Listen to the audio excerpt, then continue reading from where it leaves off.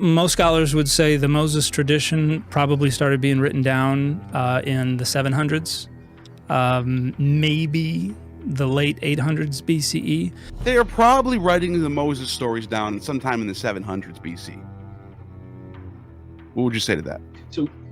So when I hear a claim of that sort of, or any claim about when, let's say, a biblical text was written, the first question that I'll ask is, how do you know that?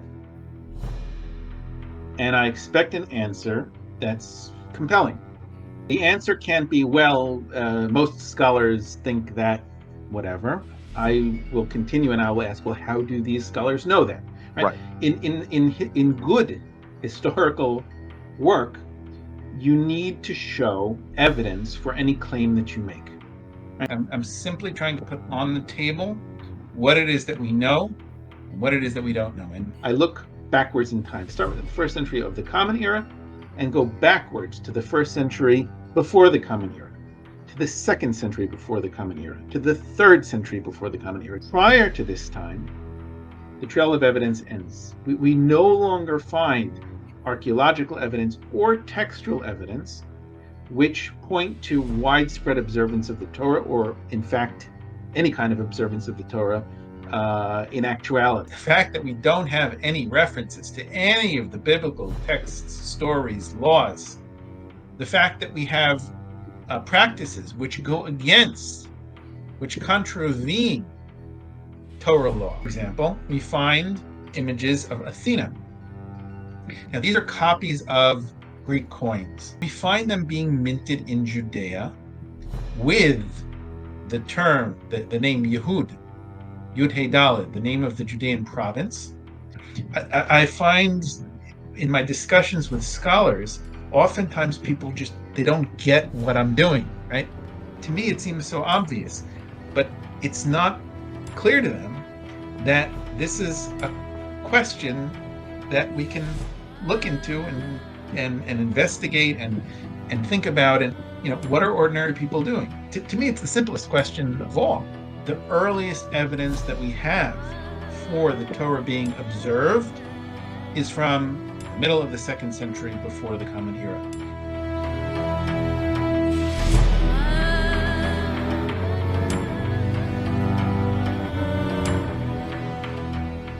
Dr. Yonatan Adler is an associate professor in archaeology at Ariel University in Israel, where he also heads the Institute of Archaeology. He held the appointment of Horace Goldsmith Visiting Associate Professor in Judaic Studies at Yale University. Adler specializes in the origins of Judaism as a system of ritual practices and in the evolution of these practices over the long term. His research in recent years has focused on the ritual purity observance evidenced in the archaeological remains, chalk vessels, and immersion pools. He has directed excavations at several sites throughout Israel, most recently at Einot Amatai and at Rena, two sites in Galilee where Roman-era chalk vessel workshops had been unearthed. Adler was appointed in 2018 by the Minister of Culture to serve as a member of the Israeli Council for Archaeology. His book, The Origins of Judaism, an Archaeological-Historical Reappraisal, published by Yale University, is the topic of this video today. And I just want to say this. If you thought the Gad Barnea video was mind-blowing, that video cannot be one-upped, all I gotta say is bet. Today, we go even deeper. Somehow even my skepticism for the origins of Judaism are challenged by Yonatan Adler, where we talk about the 3rd century BCE in Gad Barnea's video. The actual practice of Judaism itself seems to not show up until even later, possibly 1st century or 2nd century BCE. And the 3rd century is out of the question, according to Dr. Adler. And you know what? Let me not give it all away. Watch for yourself. We go into the evidence. Forget about what we think we can get away with.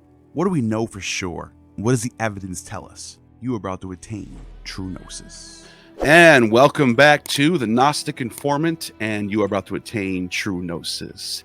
Today I'm joined with Dr. Yonatan Adler, and this book that you just heard about in the introduction, The Origins of Judaism, it's amazing. I just finished the book, and I'm going to be using this book as a source, a reference book.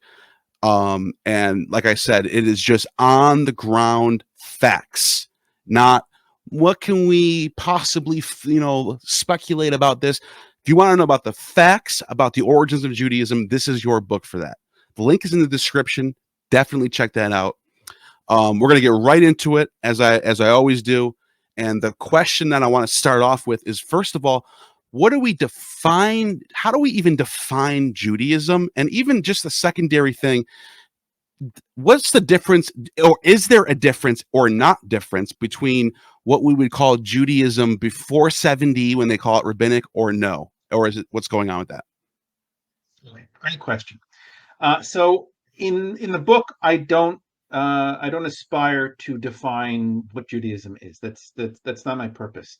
But I do need a working definition. And my working definition, what I mean when I speak about Judaism in the book, is a set of practices. So the way I define Judaism is the Judean way of life, or the Jewish way of life, governed by Torah law. When we think about Jewish history, the last, let's say, 2,000 years, the Jewish way of life has been characterized by adherence to a long list of rules.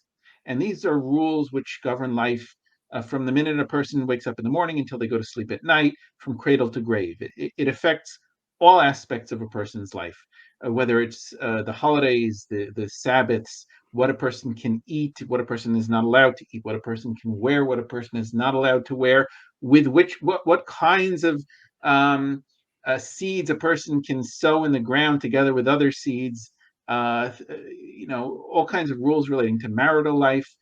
There's just an endless set of rules which govern lives of Jews, and this set of rules we can call Torah law.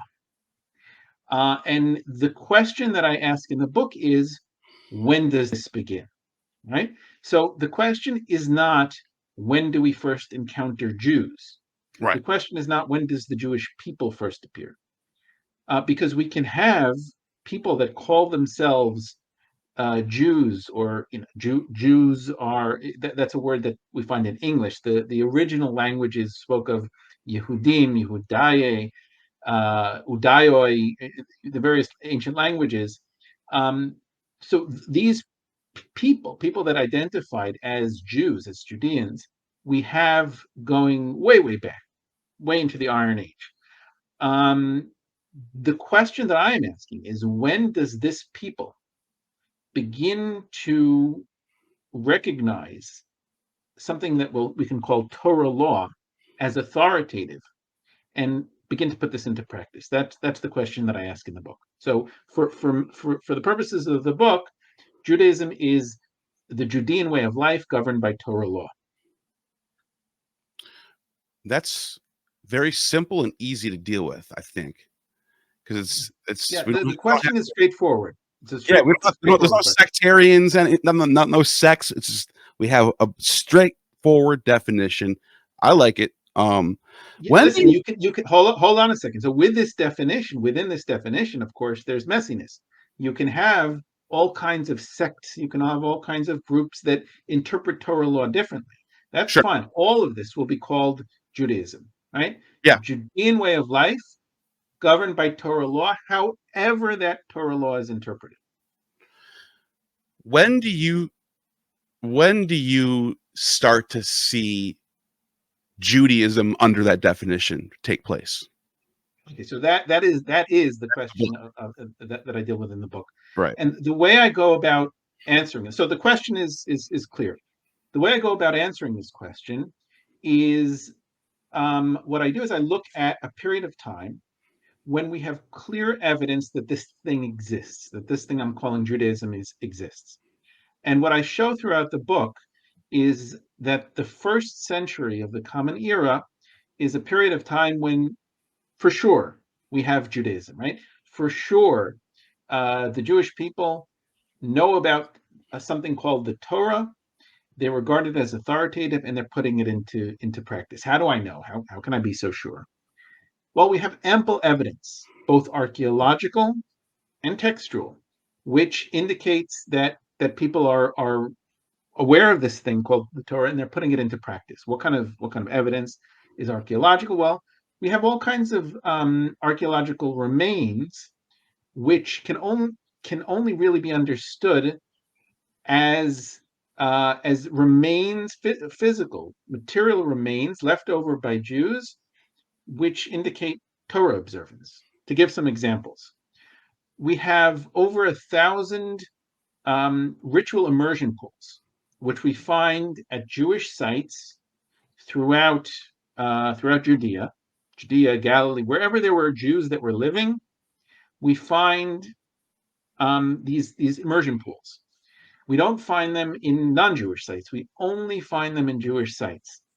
And the only way we can really understand these immersion pools is if we look at the laws that we find in Leviticus, which talk about washing, bathing, as a way of removing ritual impurity. We find this again and again throughout Leviticus and other books of the Torah, which speak about bathing as a way to remove ritual impurity.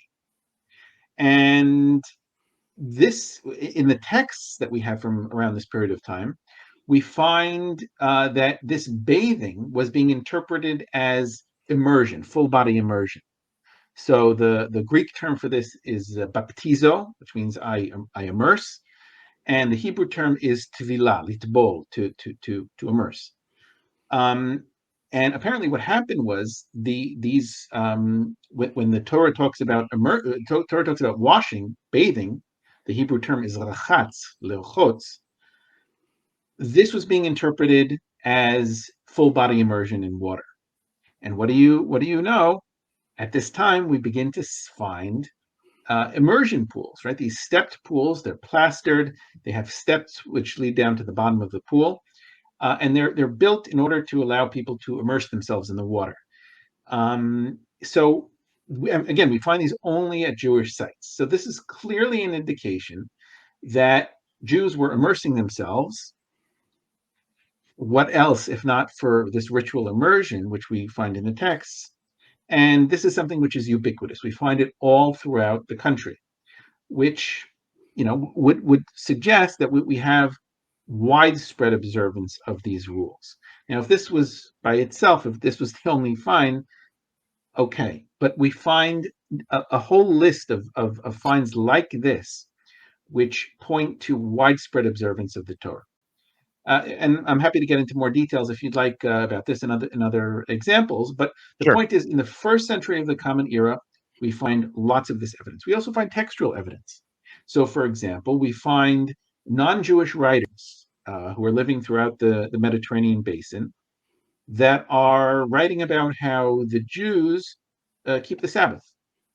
One day a week, they don't do any work, and they laugh about this. They call the Jews lazy, that they take off a day of work once every 7 days. They're lazy. They make fun of the Jews for not eating pig.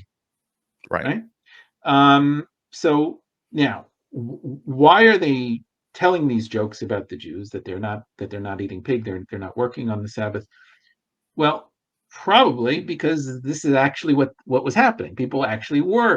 Jews were refraining from eating pigs. Jews were refraining from work on the Sabbath. And this was something which was so commonplace that non-Jewish writers living, in Greece and in Italy and elsewhere knew about it and were writing about it. So this is the kind of evidence that we have, again, from the first century of the Common Era, which clearly indicate that the laws of the Torah were being observed on a wide-scale basis. Okay. What I then do is ask the question that you're asking: when does this begin? Right. And the way I go about answering that is I look backwards in time. So I go to the first century. I start with the first century of the Common Era and go backwards to the first century before the Common Era, to the second century before the Common Era, to the third century before the Common Era, to the fourth century before the Common Era, and so on. and I look to see where does the trail of evidence end. All of these things that I just described in the first century, do we have anything like that in the first century before the Common Era? Well, the answer is we do. We do. We continue to find evidence like this in the first century before the Common Era. How about the second century before the Common Era? A little bit less, but we still find evidence of this sort in the second century before the Common Era, at least up until the middle of the second century before the Common Era. Prior to this time, the trail of evidence ends. We no longer find archaeological evidence or textual evidence which point to widespread observance of the Torah, or in fact, any kind of observance of the Torah in actuality. So we no longer have any evidence of this sort. The evidence begins to appear in the middle of the second century before the Common Era. And that's just a fact. There's no debating this. Now, if something comes up, if we discover some kind of evidence tomorrow, I'll be the first to be interested in it. But as the evidence stands today, there is no evidence from before the second century, before the Common Era, which suggests that Jews on any wide-scale basis knew about the laws of the Torah and were putting it into practice. So, and first of all, I want to distance myself from some comments that I notice when I do videos like this, where people think this is like some sort of attack on a certain type of people. It's like, actually, no, I'm actually very just fascinated by the history. This has nothing to do with trying to like defeat or conquer or debate any particular group of people. So I just want to throw that out there. But with that being said, someone watching this might say, wait a minute, my whole life I've always, I go to church every Sunday and I'm told Moses wrote the Torah and under Pharaoh, whatever, and late Bronze Age, and he passed down his laws, and and then the prophets came around the 700s, and we know this because when Zerubbabel and Yeshua came back from Babylon, they started the Second Temple period, and we have we know that these laws existed and they were following them, and we know about Josiah's reforms. This is all historical fact. What would you say to someone with that response to what you just said? Yeah. Okay, great question. So first of all, we need to distinguish between history and stories. Okay, these are two separate things. I would never make the argument that history is more important than stories. I actually don't think that's the case. I think stories are far more important than history. But these are still two separate things. History comes from the Greek word historia, which means inquiry. And history refers to a very specific method of inquiring into the past. It follows very specific rules. It requires very specific kinds of evidence. And it's completely open to, in fact, it requires us to say that we don't know when we don't know something, to say that we think maybe when we think maybe, and to say we're pretty sure about something when we're pretty sure about it. We have to be very, very, there's very clear rules for how to go about historical inquiry. And when I say historical inquiry, I'm referring to archaeology as well. Any scientific inquiry into the past, right? In the end of the day, most of what happened in the past, we will never know through historical inquiry. But that's historical inquiry. That's history. History is done in universities. You'll find history in academic books, like my book, and of course many others.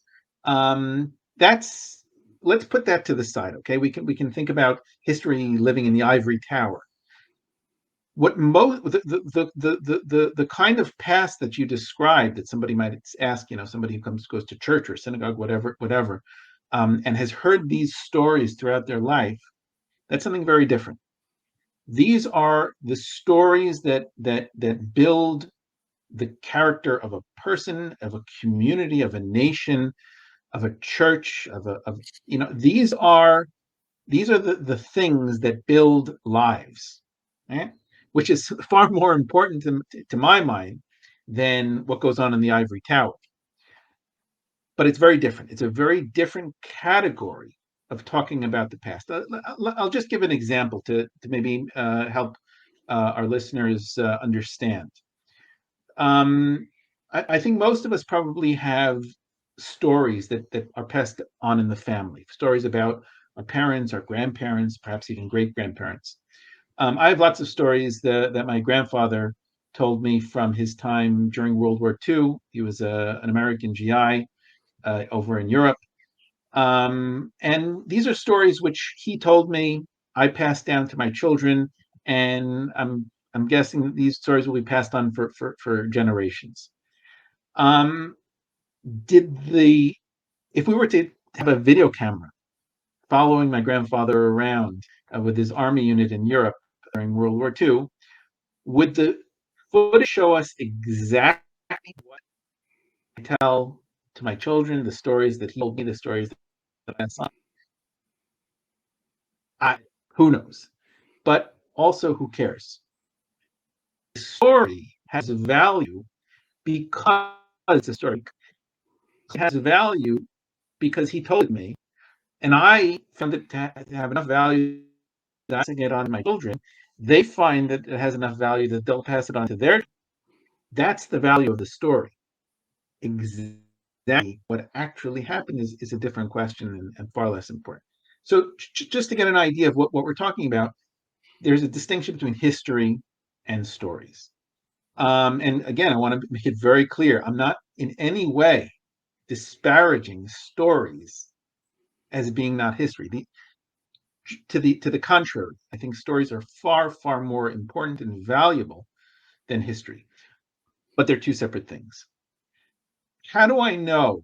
How can I prove to you that the Bible is not history? Well, when a scholar writes history, when a scholar engages in historical inquiry and writes an article or a book, what do you find at the end of that article or at the end of the book? The last pages. The conclusion. After the conclusion. Oh, You'll like find the index. List.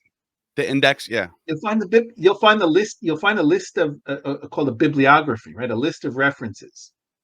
And in the article, in the book, you'll find footnotes or endnotes, and anything that the scholar writes, that scholar will have to put a footnote and explain where he or she got his or her information from, right? You have to show where you can't just say things. You need to tell your reader where you got your information from. You can't just say things. Well, when I look in the Bible, I flip to the back of the book, there's no list of references. When I look at the bottom of the page in any biblical text, there's no footnotes. You cannot find in any Bible references that explain where the author of the particular biblical text we're talking about got his information from. He doesn't give that, which just goes to show that we're not talking about history. We're talking about something very different. We're talking about stories. And if the word didn't have such negative connotations, I would use a different word, which I think is a far more powerful word than story: myth. Myths are not the way we use the term today, lies. They're not fibs.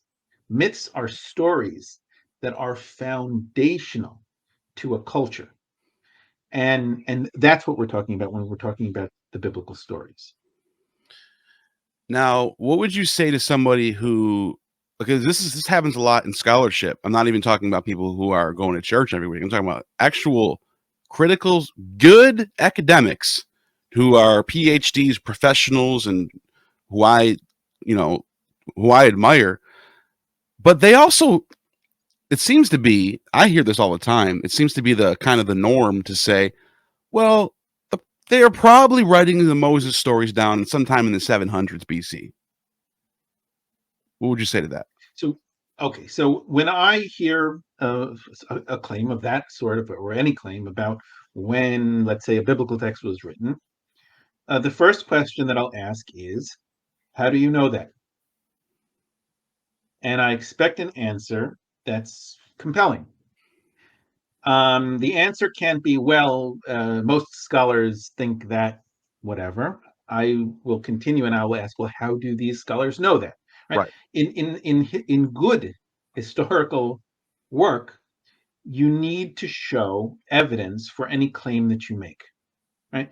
If you have an hypothesis that a certain text was written at a certain time by a certain person in a certain place, you need to provide evidence to support this hypothesis. You need to, even more important, you need to try to bring evidence which will not knock that hypothesis off its base. And if we don't succeed in doing that, if we're not able to knock off the hypothesis, then we might end up in a situation where we can say, okay, we have good reason to think that this might be the case. We cannot simply come up with an idea and run with it, right? You need to have evidence. So that's good historical scholarship. There is bad historical scholarship out there where this isn't done. So that's, it's unfortunate, but there is bad historical scholarship. Just because somebody has a PhD, just because somebody is a professor in a university, doesn't necessarily mean that they're always doing the most careful scholarship. So, yeah.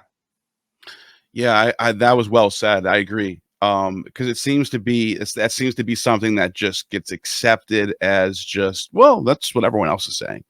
And then rather than like I'll just disclaimer, I'm not an expert, but so what I'm about to say is just me, but stuff that I've learned from experts in certain fields. Dating Homer seems to be pretty straightforward. The Greek alphabet starts being used. They adopt the Phoenician alphabet sometime at the end of the 9th century. Around 750 BC, you start seeing Homer show up.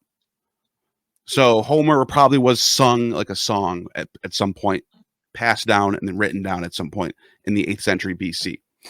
After that, people start citing these texts, and all the way, 5th century BC, Herodotus mentions Homer.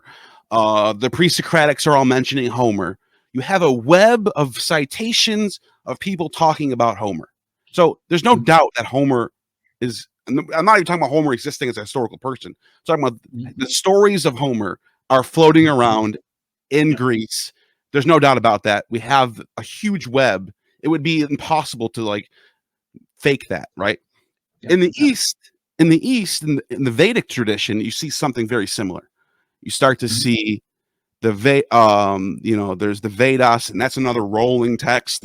There's archaic layers, and then there's the added on layers, but then you start seeing Sanskrit grammarians in the 5th and 6th century BC are talking about the Vedas. So we know we can go boom, 5th century BC, 6th century BC at least. And then we have something that, like you were talking about with the evidence of Judaism, 1st century CE, widespread, no doubt about it. Let's go back from there. And so let me just throw in one more a little wrench into your what you're talking about. It's important to, when you're talking about Homer, for example, it's not just when you have Greek writers that are citing Homer, because that could be, and I'm certainly not an expert on Homer, so I can, this is way beyond my area of expertise. But what I would say, that it's one thing to ask, when do you have Greek intellectuals that are citing Homer? It's another thing to ask, when would you have your average Greek citizen of Athens who knows about Homer, who for whom Homer is an important piece of literature in his day-to-day life, or has even heard about it, right? So these are two separate questions. Yes. And the question that I'm asking in my book is this latter question: when does the Torah become something which ordinary people know about? I just want to add, this is something which, it might sound strange, but very few scholars have given this much thought. Very few scholars have done work on this question, right? Well, we have lots of scholarship that you alluded to when you talked about, when sources of the Torah were written, how the Torah was put together, and so on and so forth. Scholars have been working on this for ages, for centuries. And there's consensus on certain things, very little consensus on other things.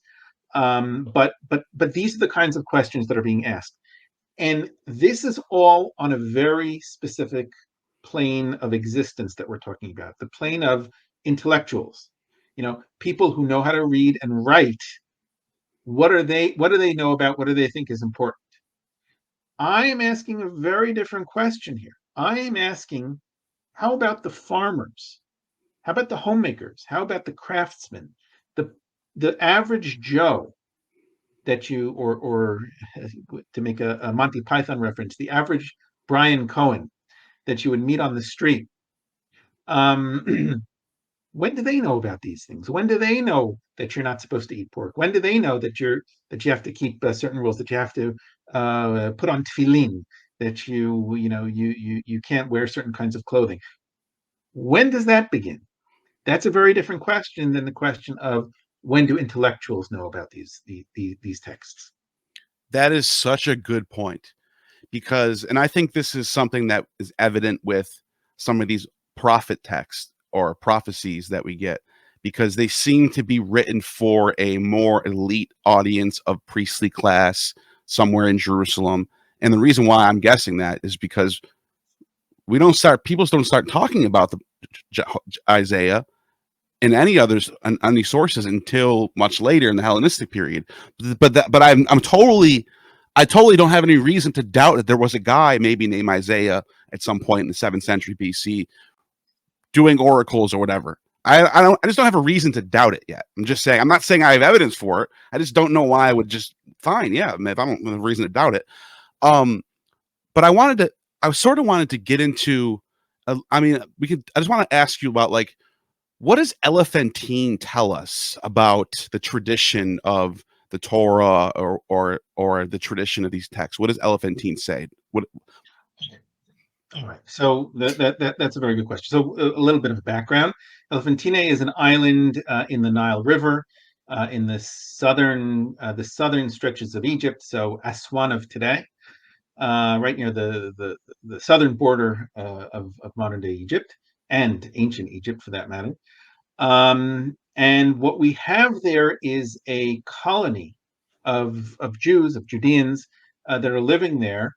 And because it's Egypt, right, what's so special about Egypt? Egypt is a desert. It's a desert where people are able to live and live well because there happens to be this river that runs through it.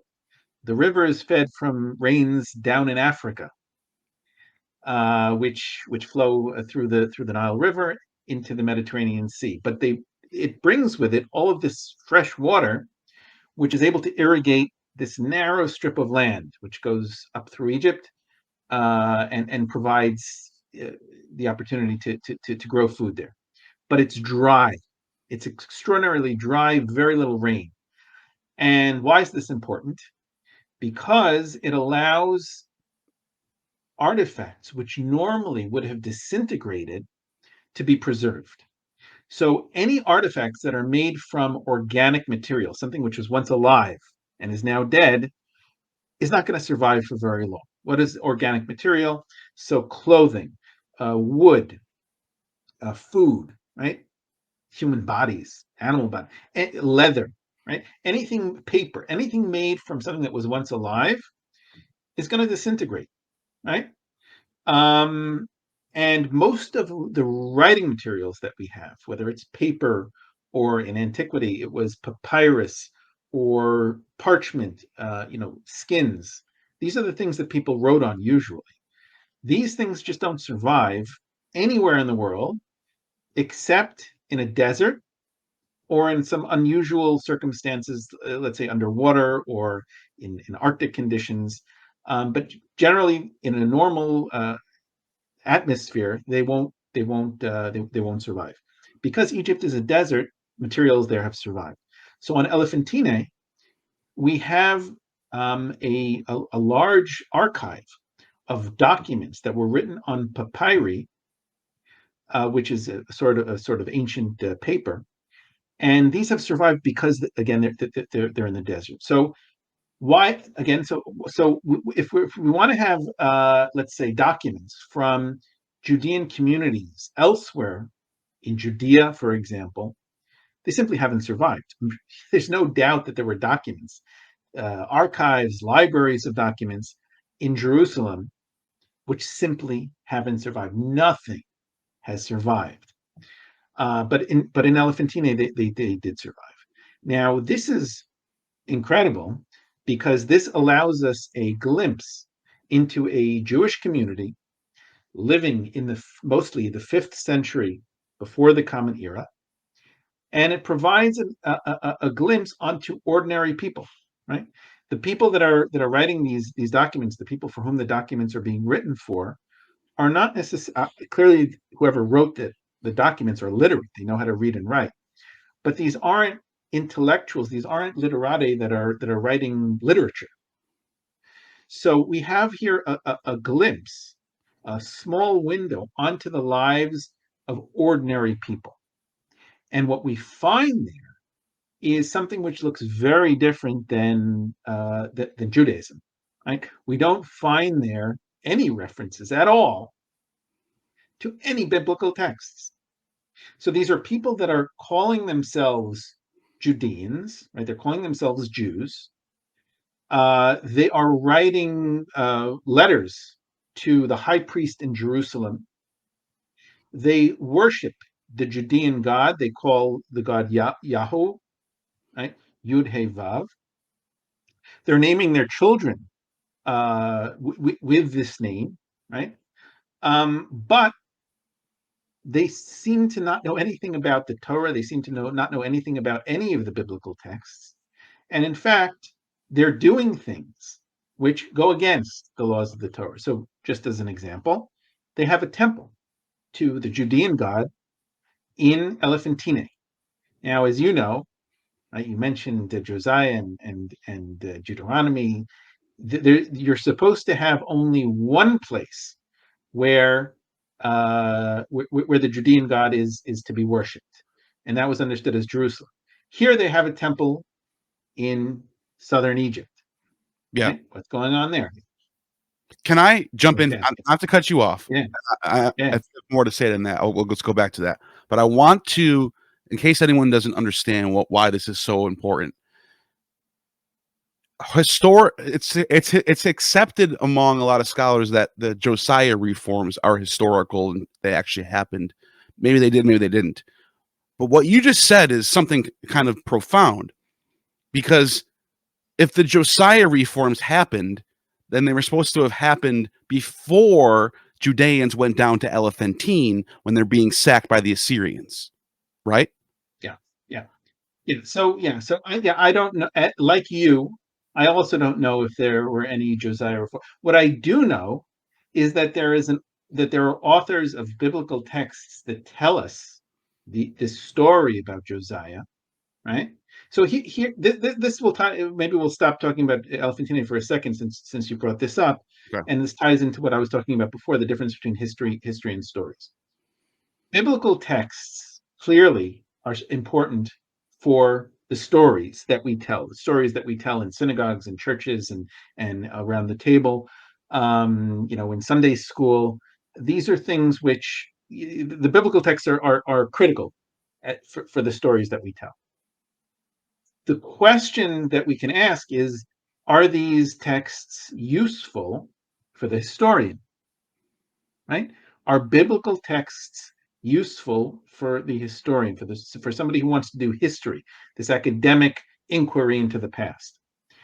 And the answer that I'm going to give you might be different than what you've heard before, what people have said before. But I would say that biblical texts are extraordinarily important for history.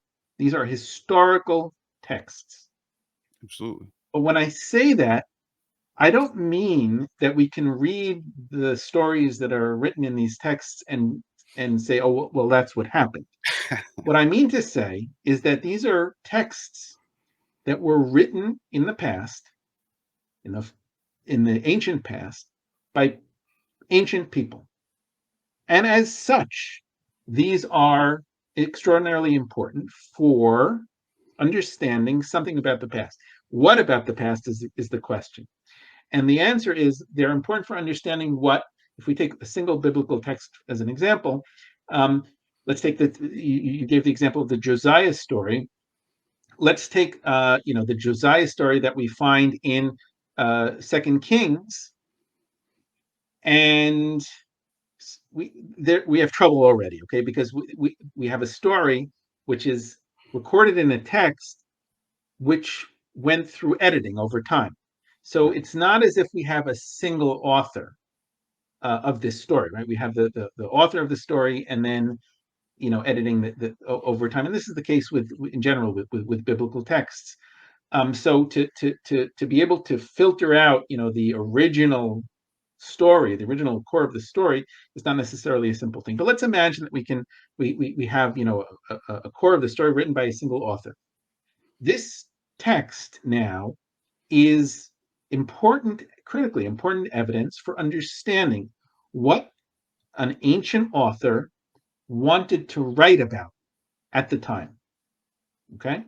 What kind of message did he want to get across in his writing? Right? So we have a little window onto the brain of a single individual who authored this text. We now know what this individual wanted to get across to his readers, to his listeners. This is incredibly important information, but this is the information we get from the biblical text, not the story itself, right? Not the story that he tells, but the story that he tells, which gives us information about what he had in his head that he wanted to share with his audience, right? So these are two very, very different things. If we again take the example of the Josiah story, the fact that this story was written doesn't make it likely that the story that's told happened, right? It doesn't make it likely that Josiah it had anything to do with any kind of text, supposed Deuteronomy text that he put into practice. Right? Is Josiah ever mentioned in any other text besides the Bible? Well, we have more than one story about it, but no, we don't have anything outside of the biblical texts, any references to any such thing, and lacking this. Does it mean that it didn't happen? No, but it doesn't mean that it happened. In other words, we don't know that. What we know is that there was an author, at least one author, who wanted to tell this story. That's very different than anything like the story having happened. So these are. It's very, very important to have this understanding of what history is, Well, what stories are, and how we use biblical texts for history. yeah, because it seems to me, and I could be wrong. I want to hear your thoughts on it. It seems to me that the whole narrative about the Josiah reforms seems to be sort of a way to tie together Judean history as it's all about the law. It's all about the law, and they weren't following it. And Josiah tried to save everybody, but it didn't work. It seems to be like a narrative that follows throughout the text that the editors are starting to weave into the story. Is that Yeah, absolutely. I mean, we can get into this. We can discuss, what is it that this author, these authors and editors afterwards, what were they up to? What were they interested in? What was important to them? Okay. This is actually what, when we're talking about stories as opposed to history, this is actually what's important. What's important is, what are the ideas that we're trying to get across here? What are the ideas that we want to teach our children, our students, whether in church, at home, synagogue, whatever? What are the important ideas that we want to get across, right? And if we're talking about history, what were the ideas back then that these authors wanted to get across? both of these ways of thinking, whether it's the history of the ideas that the original authors wanted to get across, or the stories that we tell today, right? All of this, or none of this, let's say, has anything to do with what actually happened in Jerusalem or didn't happen in Jerusalem 2,600 years ago, right? These are two separate things. As far as the question of what happened in Jerusalem 2,600 years ago, the bottom line is, I have no idea. No idea. And I'd like to know, but I don't. And that's just a fact. I don't know. I do know some things that happened in Jerusalem 2,700 years ago. I know that there was a king Hezekiah. I know that Sennacherib came and did a lot of damage. He destroyed large swaths of Judea. I know I've had my hands covered in soot caused by the Assyrian armies that destroyed sites in Judea, right? And I've been in that tunnel too. My hands have gotten black from that. So these are I know about this. This is something which I know about. The stories that are told in the biblical texts about Hezekiah, that's a different issue. So perhaps, I don't know if these things are new to your listeners, but it actually takes quite a bit of time to work in this way of thinking until it starts to sink in. It's not what we're taught in the synagogue or in the church, Sure. and that's fine. I mean, that they're not doing history, but so I have no critique about that. What I do have critique in is that sometimes people of let's say a more fundamentalist bent will think that stories and history are the same thing, and if it's not history, then it has no value. Yeah, but And then you have you this ask them about Romulus and say, "What about this story about Romulus resurrecting?" And they're like, "Well, that's not true." Like, so it's very selective about that. So, but yeah, no. So the story about Romulus, for example, today it's not a particularly important story. I don't know of any cultures that's these No. are stories which we tell our children, and they're fundamental. But at the time, if you were a Roman, this was super important, right? So these were super important stories, and so this idea that if the story isn't history, it has no value, I think is ridiculous. Sure. And it's not, you're not doing any favor to the stories that we tell and that are so important to us by convincing people that if it's not history, that it has no value. I think it's absurd, and it's not, you're not doing any favor to the stories. You're devaluing them by saying that, as an example, right? If I were to tell you, if someone were to tell me that that Abraham has to have been a historical figure, if someone were to tell me that all the stories we have about Abraham have value only if Abraham was an historic figure,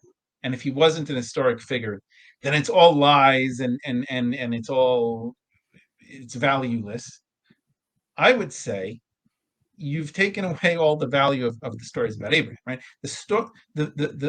The reason why these are such important stories, the reason why we tell the stories from generation to generation for over 2,000 years is because of this value of the stories themselves. The stories themselves. Abraham has his value because he is Abraham, not because there was some guy that lived in Canaan 3,000 something years ago, right? It's not because of some guy that that ate food and went to the bathroom and did all these things. That's not where the value lies. The value lies in stories, right? So I think we're not doing any service to the stories by insisting that they also have to be historical. So it's a fun way. It's a funny way of thinking, right? Something that most people are not used to thinking in this way. But if we and I don't think everyone has to necessarily, consider these things. This isn't necessarily so important, as long as we don't deal with history. If we're dealing with history, we have to know what we're dealing with. We're dealing with something very different than the stories. These are just, they're different genres. They're different genres of thinking. They're different genres of evidence that are necessary. These are just two completely separate things. I couldn't agree more. And I think ever since I started to see the Bible in that way, I actually view it more positively. It has a lot more, I have a lot more respect for it. I actually love the Bible. Absolutely. Absolutely. It's this beautiful tapestry of history, mythology, and legend, and sacred poems. It's just like this amazing thing. Whether it's historically accurate or not, it still is a beautiful, beautiful text. And I had a footnote in Elephantine that I wanted to go back to, because you mentioned Hezekiah. We have existing archaeology that tells us what happened in this period, that Hezekiah was a real king, and that there was he had trouble against Babylon or whatever.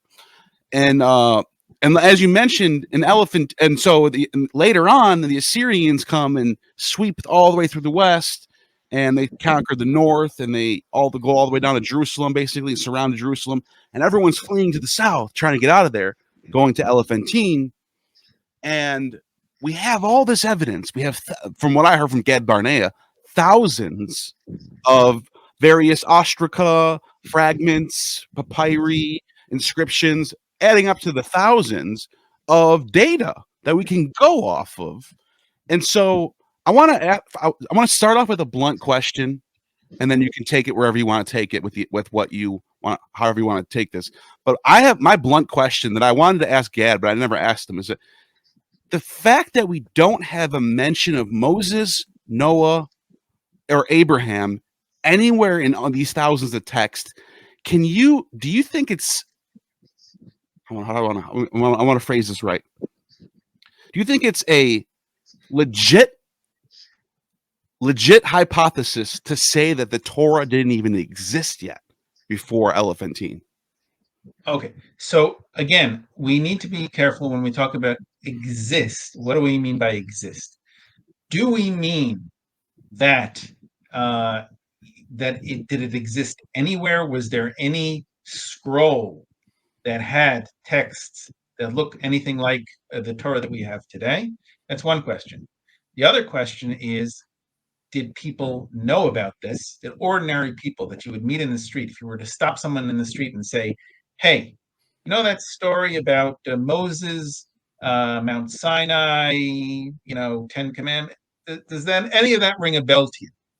That's a very, very different question. And again, I want to stress, it's the first question that scholars usually ask. The second question about what the ordinary people know about is a question that is almost not asked in scholarship. It's just, for some strange reason, it was surprising to me when I discovered this, that scholars just aren't interested in this question. There's one scholar, I won't mention his name, but as I was writing my book, I was arguing with him about a very specific detail. Again, I won't get into.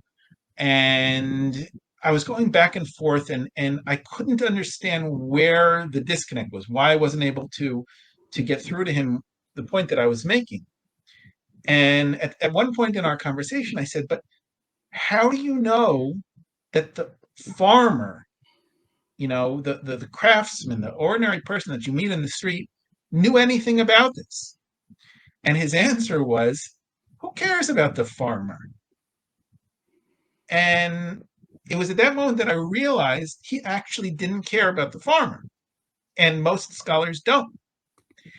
I couldn't even imagine, before that conversation, I couldn't even imagine that was the case. I thought, of course, people, we're talking about ordinary people. We're talking about 99.999% of the population. The intellectuals whose writings have been left over in biblical texts and other texts, other literary texts, made up a tiny, tiny, tiny proportion of the population. So, it's interesting what they wrote, but I would think that scholarship should be interested in what 99.999% of the population were thinking and doing, and so on. But scholarship generally doesn't ask these questions. And getting back to Elephantine, we have a window here on one specific community, but the ordinary people in that community, the stuff that they've left over, which is what's so wonderful about it. Getting to your specific question, yes, the fact that we don't have any references to any of the biblical texts, stories, laws, the fact that we have practices which go against, which contravene Torah law, all of this suggests that the ordinary people who were living at Elephantine, the ordinary Jews who were living in Elephantine, again, we're talking about the 5th century before the Common Era. So this is after the destruction of the Judean kingdom, the Israelite kingdom and the Judean kingdom in the late Iron Age. This is, 100, 200 years after this. This is significant. Yeah. It's funny that you said that, because I was talking to Flynn Dibble, who's an archaeologist that focuses mostly on Iron Age Greece. He said that's like his main, mostly Iron Age Greece or classical period Greece. He says that Homer was such a huge paradigm shift in the culture that everyday houses that they find archaeology, the pottery, whatnot, is all influenced by Homer. They're all like big Homer fans. But at the smaller sanctuary sites, it's lower legs. And then by the classical period, the lower legs almost all disappear, except for in household sacrificial deposits. And so what I think is that people are responding to Homer. Homer makes it orthodox. You only burn the thigh bone. And then a few hundred years later, people are saying, that's how Homer describes things. So that's how we need to do things at sanctuaries. Right. And so they see Homer as describing what their ancestors do. So this is one of the articles I have coming out. And so it's just like, it's how people respond to the way they tell stories. Because it's at that. So it's funny though, is in the Iron Age when Homer's around, if he's around, is people aren't eating much meat at all. There are some animal sacrifice, but like if you look at the isotopes in their bones, the amount of animal protein people consume in the Iron Age is really piss poor. People are mostly starving. But by the classical period, people are on average eating a lot more animal protein. They're having much larger sacrificial feasts. They're now living in large cities, and they see these sacrifices from Homeric poetry. And probably back in the Iron Age, the people are like, oh, I'm so hungry, I want meat. I'm listening to this story about everybody stuffing their face with meat, and it's like food porn. To the people in the classical period, it's like, that's how our ancestors did it, so we're going to do it like this. Right. And so it has a totally different meaning for them. It's such a huge... So that answers... I'm curious to see how... Yeah, okay. I'm saying that kind of answers your question on the ordinary people are... There's no doubt that the ordinary people... And now the reason why I bring that up is because in Elephantine, there's a whole different kind of culture going on. They're not just it's not just Yahoo. They're also, they're following other gods and stuff and whatnot. But there is also, if I'm not mistaken, I could be wrong about this, there is also an elitist culture in Elephantine that follows Yahweh and has correspondence with Jerusalem, or no? Okay, so yeah, you want to use a term like elite. I think it's legitimate. We can certainly talk about, a hierarchy of a social hierarchy that you have in any community.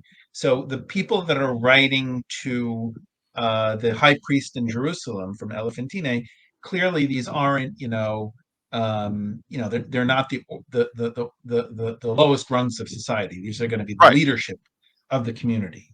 For sure you have that. But if we look overall at the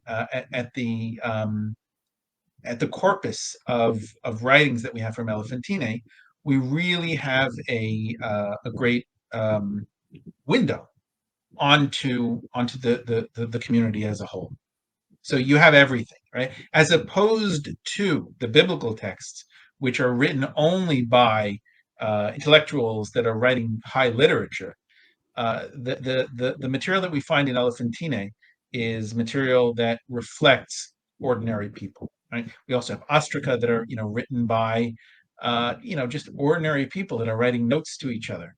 So this is, if you can imagine going into a recycling bin or a garbage can where you can pull out receipts and letters and grocery lists and you could really learn about ordinary life. This is the kind of thing that you find in Elephantine that again you do not find. We simply don't have this from Jerusalem. Yeah. What about in Babylon? Do we have evidence in Babylon of the Judean communities? Okay, so we actually do.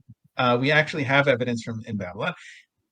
I gave that whole long explanation about Egypt, why we happen to have evidence from Egypt because of the climate. In Babylonia, we have a similar situation, not the climate per se, but the way people wrote things down. In Babylonia, so again, I said that writing usually takes place on organic material, whether it's paper, papyrus, parchment, leather, skins. In Babylonia, they wrote on a different kind of material. They wrote on clay tablets. And it happens to be that clay tablets are not organic, right? They survive forever. What is clay? Clay is dirt. It's a certain kind of dirt that you add water to, and you once you dry it out, and certainly if you fire it, you put it into very very high heat, it hardens and then it becomes like pottery, and it lasts forever. So that's the reason why we have so much documentation from Mesopotamia, from the area of Babylonia, because they wrote on these clay tablets. So we actually do have documentation on clay tablets written in cuneiform, which have survived from Judean communities in Babylonia. It's kind of funny that we have this documentation from Egypt, we have documentation from Babylonia, from the homeland, from Judea, from Jerusalem. We have almost no writing. I say almost, and again, I'm actually talking about all periods of time, from the Iron Age through the Persian period, through the Hellenistic period, through the Roman period. We almost have no writings from Judea. Now, when I say that, people are thinking, well, wait a second. We do have writings from Judea, from the Roman period, from even the Hellenistic period. From where? Dead Sea Scrolls, right? Oh yeah. Why are the Dead Sea Scrolls so important? Exactly because of this. Because they're written on organic material. They're written mostly on skins. Some papyrus, mostly on skins, which happen to have survived because there was this strange group of people living in the desert. Who goes off to live in the desert unless you're some strange sect? Right. These weird people that were living in the desert who happened to have put some of their texts into caves. That's the only reason that these texts have survived. Right. So we have these small windows onto the past of extensive writing from places like Egypt, from Mesopotamia, from the Judean Desert. You always have to remember that most of the people were living not in Egypt, not in Mesopotamia, writing on clay, not in the Judean Desert. Most of the people were living in normal places, Right. and writing. They were for sure. They were writing, but their writings simply haven't survived. Does the Babylonian literature, the little that we have, give us any insight on anything? What do you think? So it does. And I actually do talk about this in the book.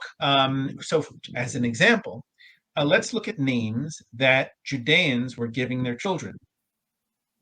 So Judeans were giving their children names which have a theophoric element, meaning they have a divine name stuck in there in the name. My name is Yonatan, and that's a theophoric name. It has the Yo, which is for the Jewish God, Yud He Vav He, so the Yud Vav. Natan means gave, so Yonatan. Another famous individual these days, Netanyahu, right? The same idea. Natan, gave, Yahu. So theophoric names that have the name of the Judean God. Well, people that have names like that give their children names that have non other, foreign gods like Marduk, Ishtar, and so on, that's an indication that something's going on, right? If today you were to have a Jewish person giving their child the name Christopher, that says something. Christ bearer. Okay. So that's, why would a Jewish person give their child that name? That supposedly one would think that would say something about that particular Jewish family or that community where a name like Christopher might be. I don't happen to not know any Jews who are named Christopher, which probably says something. Right. So there we go. We also have Judeans taking oaths by foreign gods. So these are the kinds of things that if we're interested in cult and culture, these are the kinds of things that we can learn from these texts. Now, I got another blunt question. Take it wherever you want to take it. Another assumed thing that I hear a lot is that when they came back from Judea or from Babylon, that's when monotheism arises. That's when they go to one God and El and Yahweh are merged, and there we go. Now we have Second Temple Judaism. What are your thoughts on that approach? Right, okay. So again, like I said, scholars are usually interested in texts. They're usually interested in what the intellectuals that are writing these texts are thinking about and what's important to them. If we look at biblical texts and we date them and we decide, when various texts were written and what the authors are writing about, what they think is important, what they don't seem to think is important, we can come to various conclusions about when monotheism appears and when this kind of thinking, when it first emerges, when we first find it. That's a very different question than when from which point in time did ordinary people stop revering gods aside from Yahweh, right? This is a very separate question. And the standard views that you've heard relate to the first thing, not to the second thing. If we want to try to answer the question, when did ordinary Jews revere other gods and when did they stop doing so? We're going to have to look at texts other than biblical texts. We're going to have to look at things like the archives from Elephantine, from Babylonia. We need to look at archaeology from Judea. As an example, coins. Right? What do we have on the coins from Judea? Coins begin to appear in Judea around the 4th century before the Common Era. What kind of images do we have on these coins? Well, some of the images would be quite shocking, I think, to people who regarded, who thought that there was only one deity, and that deity was Yahweh. For example, we find images of Athena. Now, these are copies of Greek coins. And these are coins which were very prevalent in the Eastern Mediterranean around this time, 5th, 4th century before the Common Era. But we find them being minted in Judea with the term, the name Yehud, Yud Hey Daled, the name of the Judean province. One type of coin that we have coming out at this time, perhaps a little bit later, has the image of Athena, the owl of Athena, and it also has the name of the Judean high priest, the Jewish high priest. And this is in Hebrew. Why do these images appear on these coins? Well, we can say that they're simply copies of Athenian coins, and nobody thought anything of it.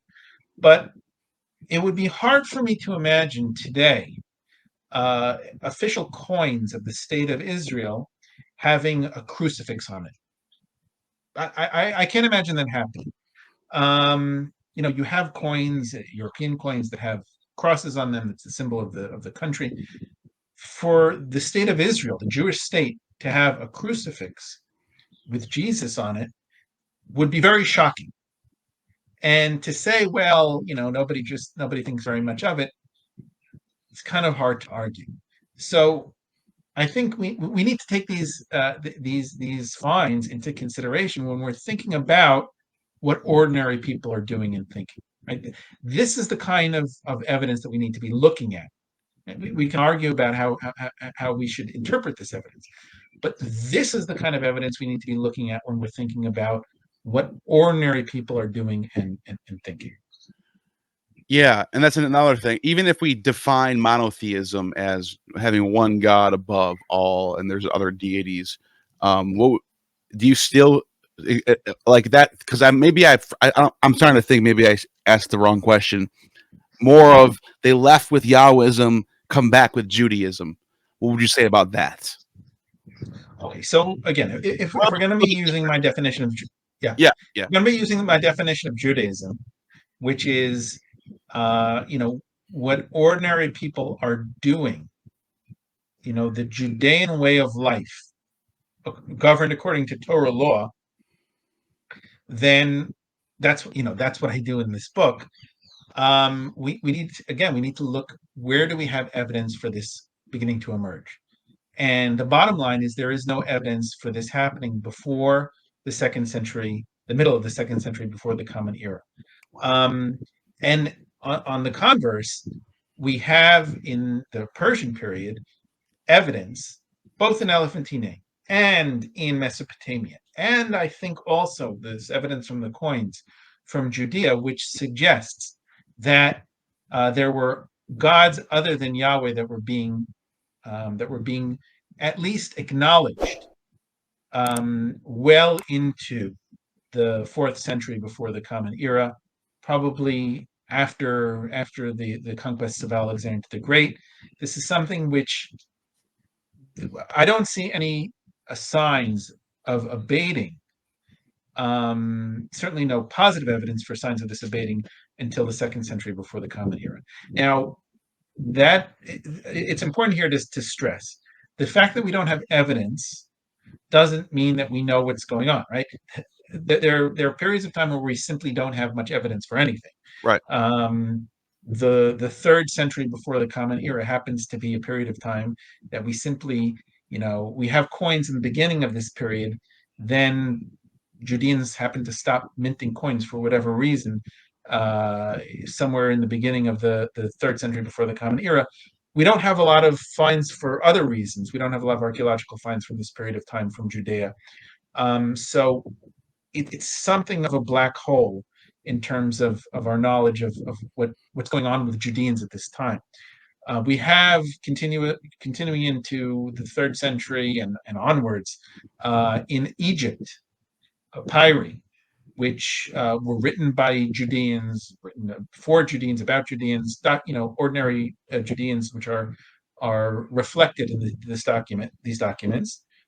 In Mesopotamia, again, we have a period that we don't really know very much. We have a black hole, and so it's hard to say, but positive evidence for Torah observance we begin to see in the 2nd century before the Common Era.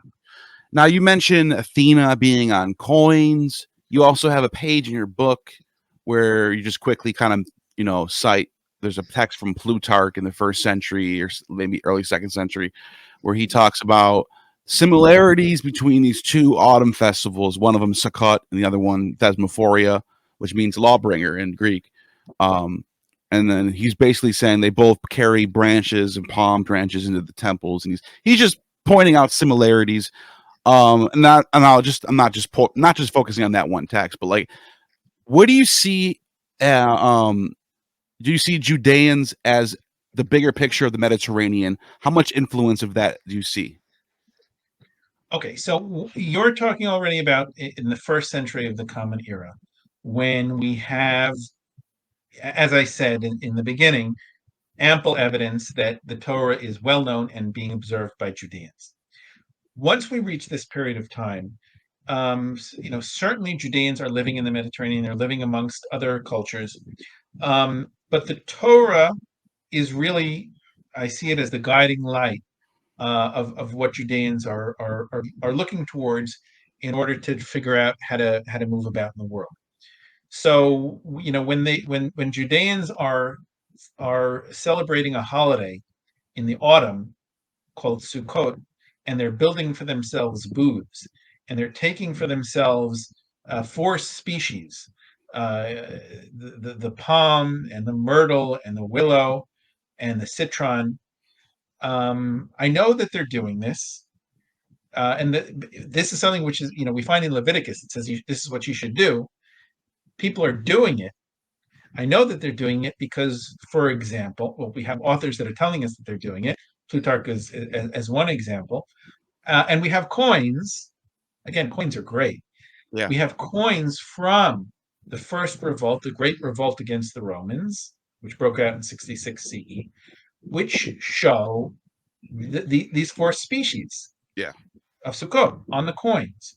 So I know that people now. What does that mean? The fact that it's on a coin, that means that anyone who held that coin, these are bronze coins that everyone in Judea would have had these coins in their purse and would have taken them out and looked at them. This is clearly something that everyone knew about. Sure. Okay. So when I find Plutarch writing about it, that's a reflection of this thing that people they know about this holiday, they know about the rituals that take place during this holiday, and they're actually putting them into practice. The details that Plutarch gets, whether he gets them right or not, I'm not so sure. Right? This was someone who was living far away. I don't know if he ever saw Jews actually taking the four species. He might have heard about it. He might have heard it secondhand, third hand, fourth hand. I don't know. So I wouldn't put too much stock into the details. But what's important to me is the fact that he has a general picture of something like Sukkot. He knows that this is what Jews are doing. The hypothesis he gives about what it's related to, Dionysus and so on and so forth, I find less interesting than the very fact that he knows about it. Yeah. Now, okay, so that's going back though. If we go back to wind our clocks back, everyone, it's assumed Hellenistic era, Hellenism starts spreading everywhere. Before that, though, I mean, you're talking about that coin of Athena. That would be in the Persian period. So does that show evidence that Mediterraneans are more connected than even before the Hellenistic period? Yeah, well, the coins were circulating, Athenian coins and copies of Athenian coins. We find already before Alexander the Great, before the Hellenistic period. So yeah, for sure. Another one is this coin with Zeus on it, or it looks like Zeus, but it's okay. Yahweh, right? So this is a great coin. There's only one of them. Today it's in the British Museum. And it's a question. What are we looking at here? I'm looking at the reverse on the right. What is this? So what do we have here? We have some figure sitting on, it looks like a throne with a wheeled throne with a wing. Mm-hmm. And he's holding what looks like a falcon or some kind of bird of prey. And right in front of his shins is what looks like a face of a bald man with a beard. This is a really enigmatic but fascinating coin. There's also three letters. It's a question what exactly they say. So originally this was read as Yahweh, but it has since been. Most scholars today think that what it says is actually Yud Hey Daled Yehud, Yahad Yehud, which is the name of the province. Oh, And we have lots of coins that have this Yud Hey Daled on them. In fact, today in the modern state of Israel, the shekel coin is a copy not of this coin but of a different coin from around this period of time, which has Yud Hey Dalet on it in Paleo Hebrew. But whether it says Yud Hey Dalet or Yahweh or Yehu, the image clearly is something mythical, something out of this world, let's say. And whether it depicts the Judean god or other gods, like we seem to have, the figure that's sitting on the winged throne, and then the face that's facing him. Yeah. Super enigmatic and fascinating. It really is. Something's going on there. Yeah, and I've noticed that that God with the beard on the throne with the eagle often is what Zeus appears as, and the god Sabazius in Phrygia.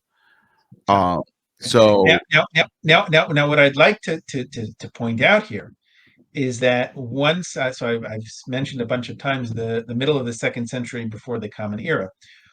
When we get to the middle of the 2nd century before the Common Era, we begin to see Judean coins again. These coins are completely different from what we find in the Persian and early Hellenistic period. These coins never, and when I say never, I mean never, ever have depictions, not only of gods, they have no depictions of humans or animals. These coins are strictly following the second commandment of the Decalogue, thou shalt make no images. Right? So normally, that's a good point. Normally at this period of time, we have on the coins images of the ruler, right? So whether it's the king or the emperor, the ruler always puts his face almost always puts his face in the coin. We have a profile of the ruler. Why? Because this is propaganda. This is how the ruler who mints the coins shows to his people that he's in control. He's the boss. Every time they take a coin out of their pocket, they see who the boss is. On the Judean coins, we never find that. Instead, what we find is either some kind of symbol, non-human or non-animal, or we find the name of the ruler and his title. So, for example, the earliest Judean coins that we have from the 2nd century are from John Hyrcanus I. Yes. And what we have there is, instead of a portrait of the ruler, we have a long text which describes John Hyrcanus. Right? It says Yochanan, that was his Hebrew name, HaKohen HaGadol, the high priest, the Chever HaYehudim, and the council of the Judeans. All of this on a very small coin, instead of the portrait. I call this a textual portrait. Right? Instead of having a graphic portrait, we have a textual portrait of the ruler. And this continues onwards throughout the Hasmonean period, throughout the Herodian period, throughout the 1st century of the Common Era, into the 2nd century of the Common Era. Whenever Jews are minting coins, they mint their coins without any images of humans or animals. Compare this to what we have in the earlier coins, the Persian period, the early Hellenistic period, when every coin that is minted by Jews has on it figural art, has either an image of a human, an animal, or a god. So when we're talking about Yahwism versus Judaism, coins provide, I think, very, very important evidence for this distinction. That made a lot of sense. Now, another okay. So again, I want to stress, coins provide evidence for ordinary people, right? Yeah. So perhaps it's not the ordinary people that are minting the coins. It's the ruling authority, but this is what people have in their pockets. This is what when you buy the loaf of bread on the corner store, you're taking out a coin, you're looking at it. This is something this is part of everyday life of ordinary people. everyone knows who George Washington is and Abraham Lincoln, and because we all have the coin, so we all know those presidents. It's the same concept. So what I'm starting to gather that there's a whole plethora of evidence starting to pile up the more closer we get to the present, into the 2nd century BC, 1st century BC, and whatnot. Another thing that you write about is synagogues. When did we start seeing synagogues in archaeological record? Okay, so it's a great question, and I have a chapter on this in the book. Let's talk about what a synagogue is, and then we can talk about when we first find it. When we hear the term synagogue, we usually think, what do you think? You've been asking me all these questions. I'm going to ask you a question now. When you hear the term synagogue, what's the first thing you think of? I think of a place for a congregation to get together and read the Torah. Okay, well, yes, you're right. You're right. I was expecting something else. I was expecting you to say a place for a congregation to get together and pray. Right. Oh. Usually, when I ask this of my students, their answer is usually prayer, right? Because today you go into a synagogue, and a synagogue, a church is a place you go to for prayer. Mm-hmm. A mosque is a place you go to for prayer. A synagogue is a place you go to for prayer. But that's relatively late. And in fact, the original use of a synagogue was exactly like you said, place for a congregation to come together and hear the Torah being read. So I think you're perhaps a bit too educated, and you knew that. That's exactly correct. That's exactly correct. That was the original synagogue. In fact, the Greek term synagoge means a gathering, right? A place where people would gather together, or a gathering. And in Hebrew, the term is Beit Knesset, right? Hitkansut is to gather together. So, these are the same terms in Aramaic. Beit Knishta all means the same thing, a place of gathering together, an assembly place, an assembly hall. So why is this important? Well, if we're talking about Judaism as the Judean way of life governed by Torah law, and I spoke about all of these rules and how a Jew's way of life is governed by rules from morning to night and from cradle to grave. So many rules. How did the people know about the rules? How did they know what the rules were? Well, today, how do we know things? We read them in books. We read them on the internet. They're written down somewhere. But in antiquity, there were two problems. One problem is most people didn't know how to read. Second problem is, even if you did know how to read, to have access to a book was not a simple thing, right? Books are expensive. When we're talking about books in antiquity, we're talking about scrolls. These are things that are written by hand. Every letter has to be written by a scribe on some kind of material, whether it's animal skin or papyrus. This is expensive material, extraordinarily expensive to have it written down. Books were way too expensive for ordinary people to have in their house. So most people didn't read, most people didn't own books. If you didn't have that, how would you learn what's written in the Torah? And the answer is the synagogue. The synagogue was the answer to that problem. The synagogue provided a place and an institution where an entire community could get together one day a week, the day that you didn't go to work, Sabbath, gather together, and the community had a Torah scroll that was read by the guy in the community that knew how to read. So you had essentially an educational institution where the regular people would get together one day a week, and the person who knew how to read would read from the community scroll and teach everyone. And what we actually find in the texts from the 1st century of the Common Era is that this is what this institution was called, the synagogue, and people would get together one day a week. Someone would read from the Torah and explain what was written in it. That's what the synagogue is. It's the place where The Torah was read publicly and explained publicly. It's an educational institution. It's hard to imagine Judaism spreading without an institution like the synagogue. So it's really important to know when we first have evidence for something like the synagogue. Most of our evidence comes from the first century of the Common Era. So we have texts like New Testament texts, references to the synagogue. We find in the book of Acts many references. We find in the Gospels.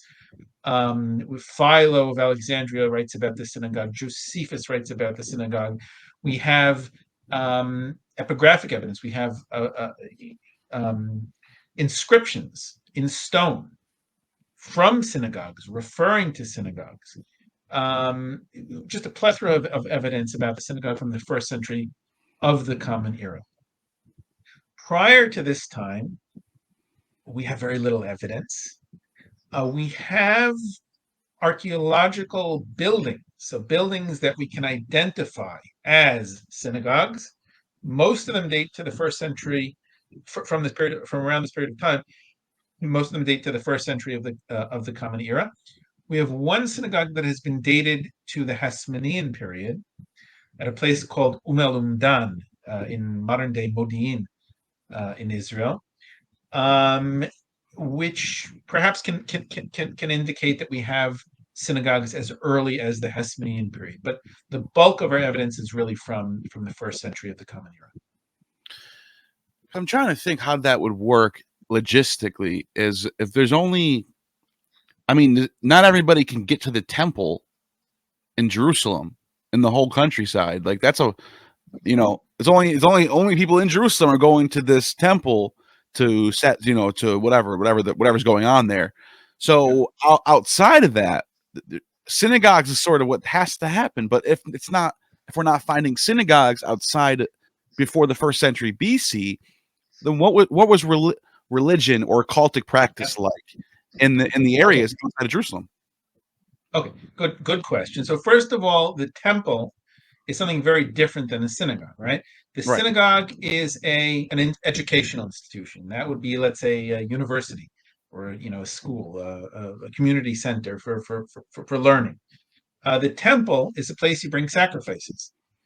You don't, it's not a place for learning. It's a place for doing. So these are two very, very separate kinds of institutions. But your question is a very good question. So if you're living in the first century and you have a synagogue in your community, on Sabbath you would go to the synagogue and you would learn the rules of the Torah. You would go home, and you would keep the rules of Shabbat. You would have things to do that would fulfill your if you want, again, I don't like the word religious, but your religious quota of rituals that you would have in the home. Prior to the emergence of Judaism, what were people doing? I don't know, right? Presumably there were home rituals that people were doing. I don't know what they were. We know that there were temples outside of Jerusalem. We saw that there was one in Elephantine in the 5th century before the Common Era. Were there temples elsewhere? There was a temple in Grizim for followers of Yahweh, and they're very well. We have evidence there were probably temples elsewhere. So you had stuff going on. Most of what was going on we simply don't know. But yeah, the synagogue is clearly connected to Judaism. The synagogue is the place where I see it as the engine or the mechanism for spreading Judaism. Without a synagogue or something like that, it's hard to imagine how Judaism could have spread, how people could have gotten to know what the rules were. By the way, when we talk about the sects, right, the famous sects of the Dead Sea Scrolls and so on and so forth, the Sadducees, the Pharisees, the Essenes, and sects, other sects that we don't even know about, the Jesus sect. These sects all appear suddenly around the 2nd century before the Common Era, first century before the Common Era, the first century of the Common Era. They all appear. Why? Because this is the time when people start learning the laws of the Torah and arguing about them. It's only once the laws of the Torah become well known and authoritative that people start to argue about the details. And once they start arguing about the details, boom, you have this spread into the various sects. I imagine that these sects split apart in synagogues or something like synagogues, where people, someone will come out, read the Torah, and explain what it means, and then you would have one person on what from the congregation say, well, wait a second, it doesn't mean that. And then someone on the other side says, but no, he's right. And then they would start arguing, and someone would leave the synagogue in a huff and start his own sect, right? So, something like that. This is all happening after the emergence of Judaism. After the Torah has become authoritative, people start to read it and think about it and argue about it. This is all happening at this time. It all begins from the 2nd century BCE and onward. Now, I'm sort of formulating. I'm trying to picture in my head the logistics of all this, and that brings us to the enforcement of Torah, because to enforce Torah, you need to educate people on what Torah is. People need to be able to have access to. They need to know what the stories are. They need to know what the Torah is. They need to. So when, I guess that brings us to this question: when do we start seeing the enforcement of Torah and how do we know this? What can we even look? What can we even use as evidence for finding out when people are practicing the Torah and it's being enforced? Okay, so when you say enforced, I'm not sure exactly what you mean by that. Like you might mean law. You might mean. Okay, so you might, when you say enforced and talking about law, you might mean we can think about American law being enforced by the police, by the courts, right? If you're not allowed to put up a sign on a bus stop, and you put up a sign on a bus stop and you get caught, you will have to pay a fine or whatever it is, right? So that we can think of enforced in that way. But we can also think of people themselves regarding the law as authoritative, right, and themselves observing the law. That, I'm not sure if the word enforced. That's what I meant. That's the latter. That's what I meant. People are. Okay. Enforce is kind of a weird word. I mean, when do we start seeing people actually going, you know what? I can't eat pork because Moses said so. That type of stuff. There you go. That's exactly the question that I ask in the book. Yes. And again, what I show is that the earliest evidence that we have for the Torah being observed is from the middle of the 2nd century before the Common Era. I should say, there's something that I haven't said. What's going on in the middle of the 2nd century before the Common Era? Right. Right. What is going on? And before I get to that, I want to stress the earliest evidence we have is the middle of the 2nd century before the Common Era. Is it possible that people were keeping the laws in the 3rd century before the Common Era? It is possible. I cannot guarantee you that people weren't keeping the laws in the 3rd century before the Common Era. I can guarantee you that there's no evidence for that. Wow. Okay, these are two different things. To say that people weren't keeping the laws is not the same as to say I have no evidence that people were keeping the laws. Wait, and I don't mean to cut you off, but I have to ask you this. So the time when the people are translating these texts that's the 3rd century BC. That's what the evidence points to. You're saying that they were just interested in the text, but not really practicing it? Okay, good. So you're asking a very good question about the Septuagint, right? Which is the Greek translation, and we'll focus on the translation of the Pentateuch of the Torah. So scholars of the Septuagint tend to think that it was translated in the Torah. The Pentateuch was translated in the 3rd century before the Common Era. We have the letter of Aristeas, which tells a story, again, story versus history, story about how this happened, and it's associated with with Ptolemy II, Philadelphus in the early 3rd century BCE. That's the story. Scholars tend to think that it was probably happened around this time. I'm not sure how good the evidence is for this, but let's imagine that that was the case. Let's imagine that the Pentateuch was translated into Greek in the 3rd century before the Common Era. Does that indicate that ordinary Judeans knew about this Torah and were observing its laws, regarded it as authoritative? I don't see why that should necessarily be the case. Right? The fact that somebody translated a book doesn't mean that everyone thought that book was authoritative.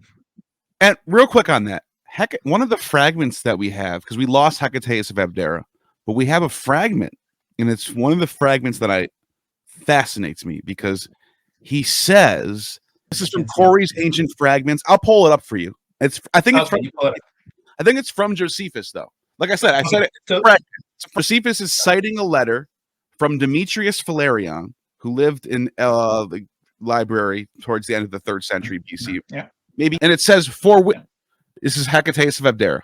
For which cause it is, Hecataeus of Abdera says that the poets and historians make no mention of it, nor of those men who lead their lives according to it, since it is the holy law and ought not to be published by profane mouths. Mm-hmm. Now, I'm thinking whether this is written by Hecataeus or not is beside the point, because why would somebody write that if everyone already knows about this? Right. Okay, so the question is, when does this text come from? How early is it?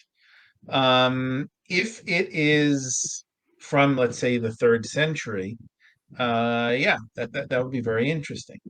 If it comes from the 2nd century or the 1st century BCE or even the 1st century CE, then then we're talking about a period of time when the Torah is already well known.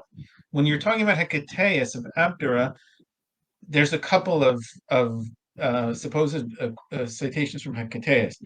Yeah. There's something which is preserved in Josephus. When Josephus cites Hecataeus of Abdera, he does in fact cite him. But most Josephus is writing at the end of the 1st century of the Common Era. Right. Hecataeus lived around 300 before the Common Era. So we're talking about almost 400 years earlier. Sure. If I find a book written today that says that he's citing someone from 400 years ago, I don't know that he's actually citing someone from 400 years ago. He might be making it up. He might be citing someone he thinks lived 400 years ago, but actually he's citing something much more recent. So, we have, again, when we're talking about doing history, we need to be very, very careful in not taking something that somebody says and just assuming that that's what was. Most scholars today regard this citation of Hecataeus of Abdera that we find in Josephus as pseudo-Hecataeus, right? It's not actually Hecataeus that's being cited. Something to think about, right? Something to consider. Daniel Schwartz has argued that this actually comes from the Hasmonean period. And it was written by a Jew. So if that's the case, that would be different than if it was, let's say, actually written in the 3rd century before the Common Era. Now, I know you're not him, but does he say that somebody is writing a fake letter in Demetrius's name about Hecataeus? I believe so. I believe that the argument is that that this text, which Josephus is citing, and it could be that he was citing it, not knowing, thinking that it actually was from Hecataeus, that it actually was written by a Jew during the Hasmonean period. Fascinating, interesting. Okay, now in general, we have whenever we're dealing with citations in later texts, we always have to be careful. Not to assume that this is an authentic citation, that the person that's citing it actually had the text that he's saying that he had. Do you think that it's safe? I mean, I was thinking about this because we lost that original Hecataeus of Abdera. It's all fragments. We have to piece it together little by little. But do you think that when we look at the evidence as a whole of all the fragments that we have from different people who cite Hecataeus, even Plutarch writes about Hecataeus and cites him and stuff, is it safe to say that there probably was a guy named Hecataeus of Abdera who did write about Moses and Abraham at the end of the 4th century BC? No. Wow. Right. So again, the question is, do we have fragments of Hecataeus that we can say are from Hecataeus that actually talk about a Moses figure, right? And the answer is no. We don't have any texts that we can say this was written by Hecataeus, and he knew about Moses, he knew about law of Moses. The answer is no. And again, I talk about this in the book. And that's when okay. So when's the first? This is another, because now you're changing my whole paradigm now, because that was what I thought, is that the first time Moses is mentioned outside of the Bible is Hecataeus. But if again, but we don't even know that. Check out the book. See what that source is. It actually comes from a much later writer. Oh yeah. It's a fragment. Yeah. Oh, and the only reason why I accept it is because I just don't see a reason to doubt that everybody's agreeing on this one guy writing about Moses. I'm not an expert. Modern day scholars. That's just my amateur opinion on what I'm thinking here. But, right. No. So again, if we're talking about modern day scholars, not everyone agrees about it, and for good reason, right? So there are certainly many scholars that think that this is authentic, but again, we need good reason, and I show in the book that in fact Diodorus Siculus, who supposedly cites Hecataeus, is actually not citing him. What he's doing is he's saying that he's what this is a writer who's writing in the 1st century before the Common Era. He's describing the Jews, and at the end of his description, he says, "This is what Hecataeus said." That's not a citation. True. Right. So he's, and we know that Diodorus, this is what he did. He collected his information from many sources, and the fact that he says that this is what Hecataeus says isn't in quotation marks. It's not the way that today we would cite someone between quotation marks, and this is exactly what we're claiming that the person said. He doesn't even do that. Right. So to regard this as a fragment of Hecataeus, it is a mistake. Wow. I'm glad this is fascinating. Now, what would you say to that question? The first time Moses is mentioned by any writer that we know for sure, a date and a time and a person. So I read about this in the last chapter. Demetrius the chronographer, who, again, we also only have fragments preserved from his writings. He writes about the patriarchs and brief accounts about Moses as well. Offhand, I would say, in terms of textual sources that have survived, probably that is the earliest written source that we have. He's thought to have been active at the end of the 3rd century before the Common Era. What does that teach us about ordinary Jews? I don't think necessarily very much. Again, this is an intellectual who not only can read and write, but can write literature. And so he knew about the stories, at least the stories that we find in the Torah. To my mind, that is not evidence that ordinary Judeans regarded the Torah as authoritative. The fact is, so we have, the Torah exists. Sure. But that's a very, very different thing than the Torah existing as an authoritative law that ordinary people are keeping. Wow. I know this thing takes time. Changing the way that you think Yeah. to start to think and care about what ordinary people are doing. It's just a very, very different way of thinking. Perhaps because I'm an archaeologist, I think about ordinary people because that's who I find, when I'm digging a site. This is who I'm finding. I'm finding pottery that was used by ordinary people. I'm finding houses that ordinary people were living in. I'm thinking about what ordinary people are doing on a day-to-day basis. This is what's important to me. Perhaps textual scholars are less inclined to think about ordinary people because their day-to-day, they're not getting their hands dirty in the dirt of digging in a house and thinking about ordinary day-to-day life. They're thinking about text. They're sitting in a library thinking about the texts that intellectuals are writing. That's what their focus is on. So to go from one focus to another is not necessarily easy. Like I said, that a colleague of mine that said, "Who cares about the farmer?" I really think that that's what most scholars are caring about. They're not caring about the farmer. They're not caring about the ordinary Brian Cohen that you would meet in the street in a marketplace in Jerusalem. Now, and you're right. That's such a big, once you put that perspective on that, we're talking about a group of intellectuals in one small group that are writing texts that survive to us.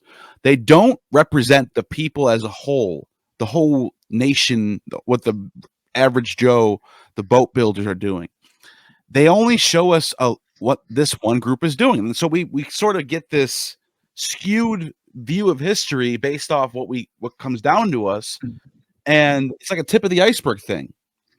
Now, just to be a little bit more to correct you, we could be talking about one group. We could be talking about a few different groups of people, right? So let's say you can have a group of people that are interested, a small clique of people that are interested in laws, small clique of people that are interested in wisdom sayings and poetry. These are not necessarily one group of people. You could have a few different groups of people who may not have been in communication. They could have lived hundreds of years apart from each other, but by definition, these are not ordinary people, right? By definition, these are that like you said, the tip of the iceberg of the masses. These are not the masses because the very fact that they are literati, the very fact that they are intellectuals, highly literate, they can write literature, by definition makes them not of the masses. There's something that is by definition not representative. Okay, I have a couple of questions on this what we're talking about right now, but I want to just real quick, I want to ask you if we are seeing the people practicing the laws in this 1st century BC and 1st century CE, and not before that, or not as much before that, it starts to become more nothing before the middle of the 2nd century BC. Right. So let's go back to the 3rd century and 4th century BC. What does the archaeology tell us about that period for the average person? Not the elite, do we know anything or not a lot? So first of all, not a lot. Okay. But what we do know, so we actually do have evidence of non-observance.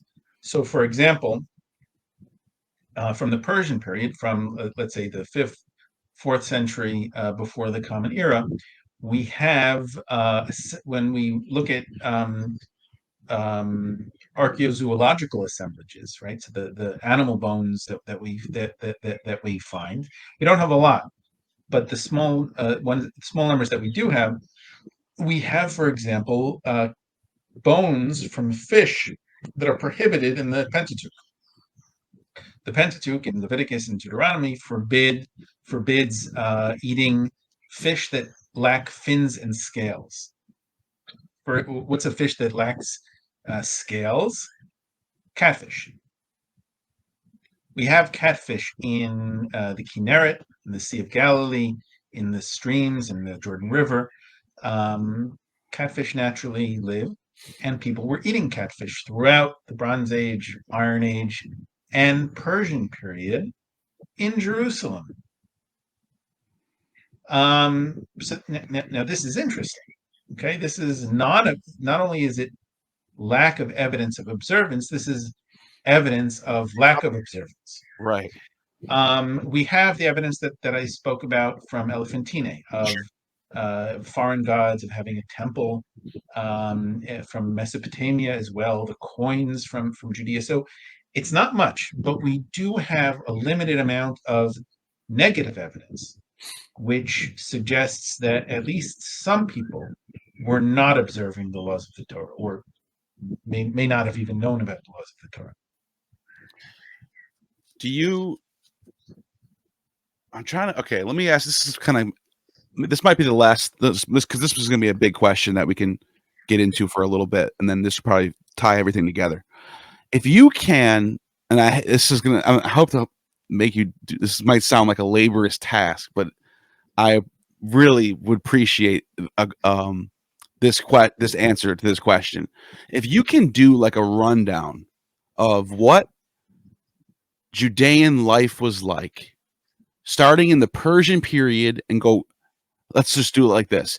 4th century BC, this is what things were like. 3rd century BC, it starts getting like this. 2nd century BC, it starts getting like this. And then 1st century, here's what we end up on. If you can do like is that fair to do? Can you do that?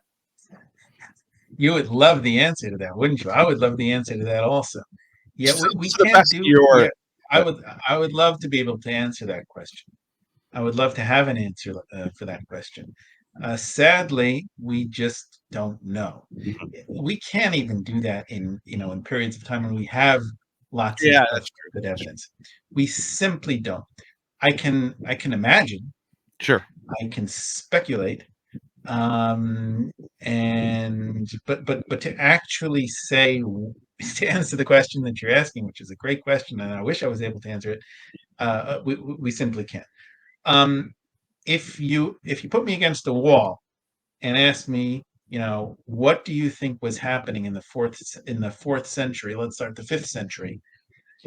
Sure. If I had to guess, I would guess that the Judean culture, Judean practices were probably similar to what was going on a century before and a century before that. In other words, Judeans inherited their culture from the Iron Age. So whatever was going on in the Iron Age, much of that was inherited by Judeans in the subsequent centuries. So whatever holidays they were celebrating, the stuff that makes up the culture, the clothing that they wore, and the food that they ate, and the holidays that they celebrated. These things were passed on to one degree or another. What they were, I don't know. We have in the Iron Age certain things which seem to disappear in the Persian period. So, for example, we have these pillar figurines.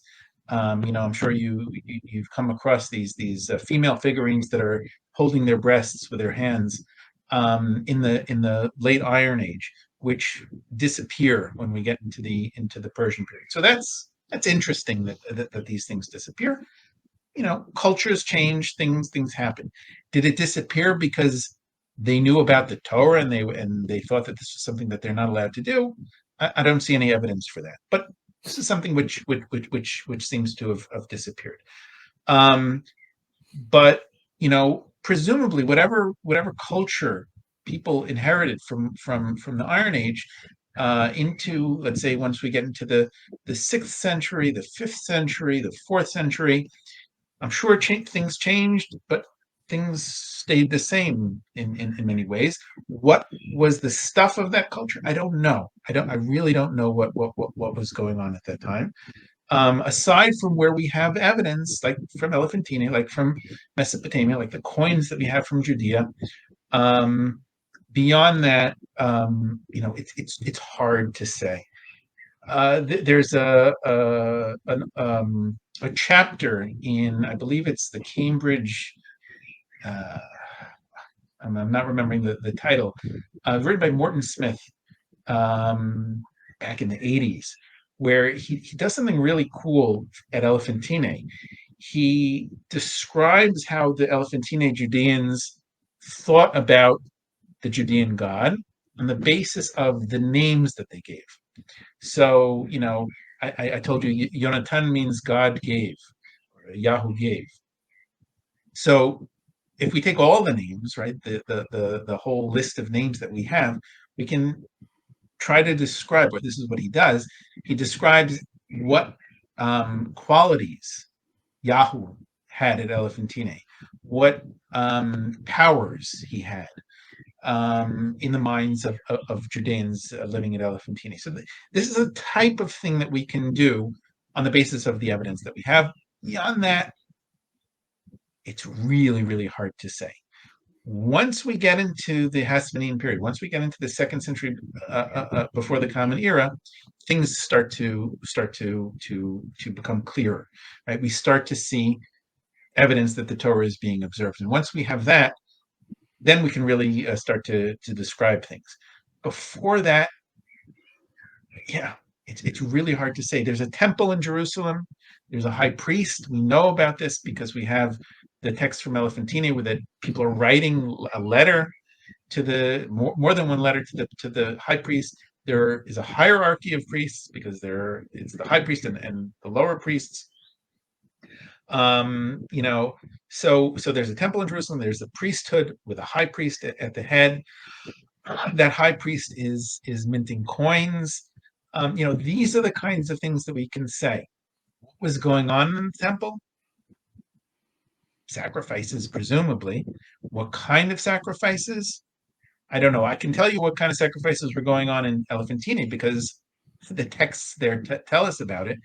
They have burnt offerings and they have frankincense that's being offered and meal offerings. What's going on in Jerusalem? I don't know.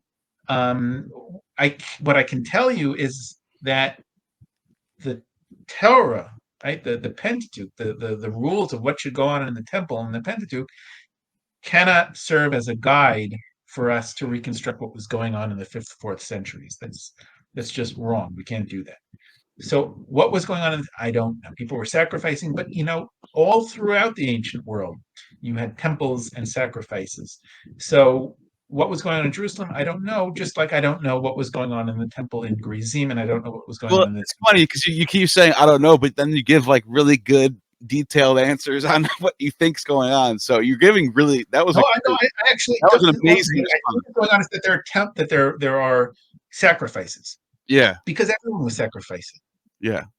That's what I can say. Everyone in the ancient, if you were an ancient person living in the Near East, you were sacrificing. You had priests that were sacrificing in temples. Everyone was doing it. Presumably, that's what was going on in Jerusalem. Sure. Beyond that, so if you think that's a lot, okay, but I cannot tell you that they were sacrificing.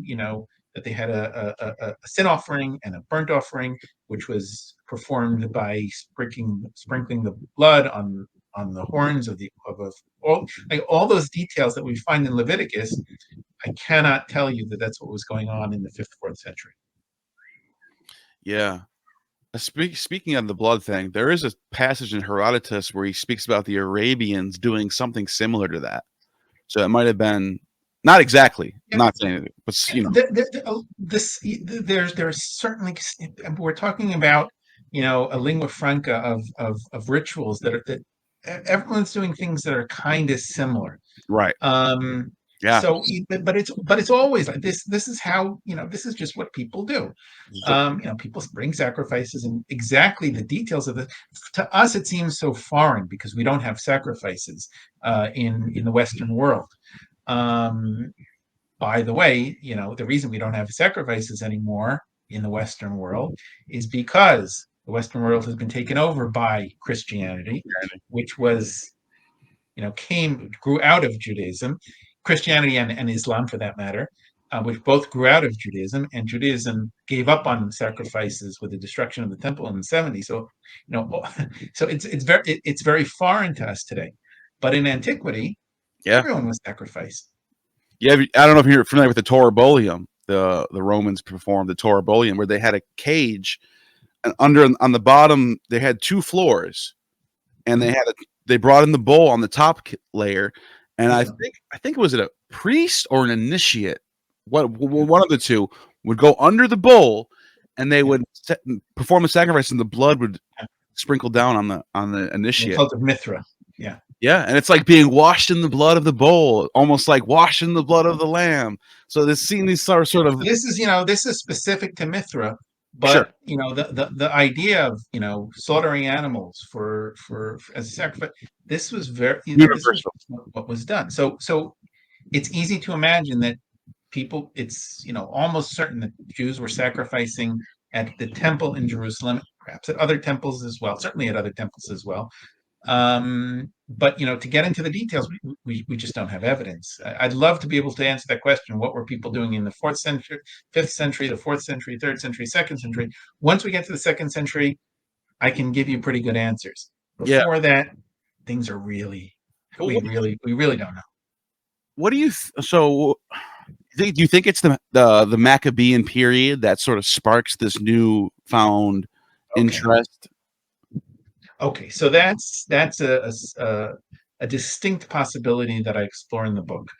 The evidence, like we said, begins to appear under the Hasmoneans after the Maccabean revolt. That's when the evidence begins to appear.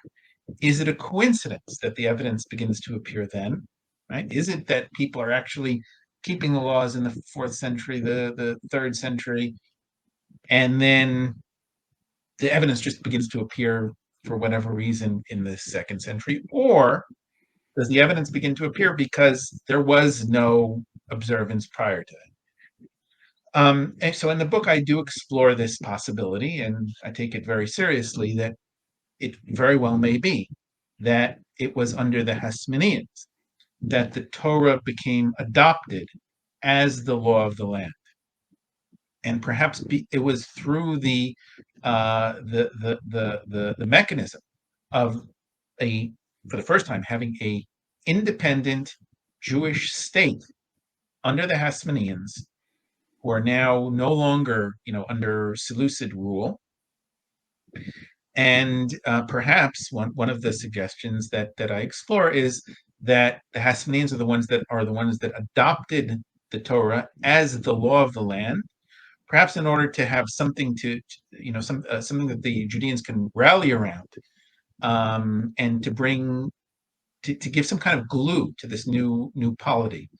We have to remember that the Hasmoneans expanded their territory from the small area of Judea, this small territory surrounding Jerusalem, throughout the entire southern Levant. So the Hasmoneans, from one Hasmonean ruler to the other, conquered territories. They conquered Idumea to the south. They conquered Samaria to the north. They conquered Galilee, the Transjordan. They conquered the coastal plain. All of these areas came under the sway and became part of this new Hasmonean Jewish state. And when these areas became part of this new Jewish state, there were peoples living in these areas that weren't Jewish, that didn't identify as Judeans, but they were brought into this new state, and in order to have something to bring these people together, they were forced to keep the laws of the Torah. So this was really something which bound all these diverse peoples into one people. The Idumeans, the Etrurians, these are groups that lived surrounding Judea. They weren't Judeans, but they became Judeans through the enforced. You talked about enforcing the laws under the Hasmoneans. We actually find textual sources which talk about this. How the Hasmoneans, John Hyrcanus I, Aristobulus I, his son, enforced the laws of the Torah on these surrounding peoples. I think it's not too much of a stretch to imagine the early Hasmonean rulers doing the very same thing with the Judeans themselves. In other words, enforcing the laws of the Torah on the Judeans, taking this text, which existed perhaps for centuries before, and saying, this is now going to be, the Pentateuch is now going to be the law of the land. You all need to keep it. And from then on, we have this spread of Judaism. What one of the things that I was thinking about as I'm reading through your book is that, people aren't, with the evidence showing that people are starting to practice Judaism in this period, first century BC. But the question that I kept, and I think you said something about it, I just don't remember what it was, because a lot of the stuff in the Torah are sort of mundane laws written for or prescribed to normal people. And it almost makes you wonder why, if this is just a scribe class that's not representing the average person, what is the point of writing in these mundane laws for?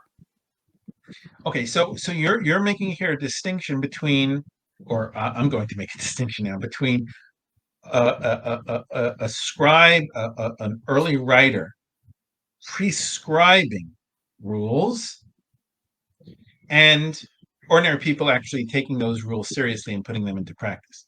Yeah. So it's easy enough to imagine, right? An early scribe, let's say in the Iron Age or the Persian period, that says, you know what? Wool and linen, those are two really different things. Wool comes from an animal, linen comes from plants. They don't mix. These are two different things. We shouldn't put them into the same article of clothing. Don't mix wool and linen. Great idea, right? We can talk about this idea. It's an interesting idea, the pastoral wool versus the agricultural, the farmer that's growing the plants, the flax. These are two worlds that shouldn't combine. Great ideas, interesting. And the writer is writing this to whoever wants to read it. That's one thing. It's a completely different thing for somebody to take this text and say, hey, no mixing wool and linen. I'm not going to do it. And, today, if you go into a Jewish neighborhood, you'll find laboratories. It's this mixture of wool and linen. It's called shatnez. You'll find shatnez laboratories where you buy a suit, you bring it to the shatnez laboratory, and they'll open it up and they'll look at the threads to make sure, if it's a wool suit, to make sure that there aren't any linen threads hiding somewhere in the suit, right? To actually take this rule so seriously that you won't wear a suit that you bought you spend hundreds of dollars on a suit. You won't put it on until you've checked to make sure that it doesn't have any linen threads. The distinction between writing that rule and actually putting it into practice, having everyone putting it into practice, these are two completely separate things. So it's easy enough to imagine a scribe coming up with the idea and writing it. The question that I'm asking is, when did the masses actually put it into practice? That's a great point. Because, are you almost saying that there's a philosophical layer that these laws sort of come out of? They're coming out of something, right? So again, you have intellectuals that are writing these rules. Where are they coming from? It's a great question. Is there somebody who's sitting in a room with his hands behind his head, coming up with ideas? In some cases, maybe. Are these things that people were already doing for centuries and the person is just writing it down? In some cases, that may be. These are great questions. But again, I want to stress, all of these kinds of questions are of a different sort than the question of when ordinary people are actually putting this into practice. These are two different questions, and it's important to keep these questions separate. And again, most scholars don't think about, or they haven't at least written about, haven't investigated this question of what ordinary people are actually doing. I find in my discussions with scholars, oftentimes people they don't get what I'm doing, right? To me, it seems so obvious, but it's not clear to them that this is a question that we can look into and investigate and think about. And what are ordinary people doing? To me, it's the simplest question of all. What are ordinary people doing? You stop a person on the street of Jerusalem in the 5th century, in the 4th century BCE, and you ask him, you give him a cheeseburger, will they take it and eat it?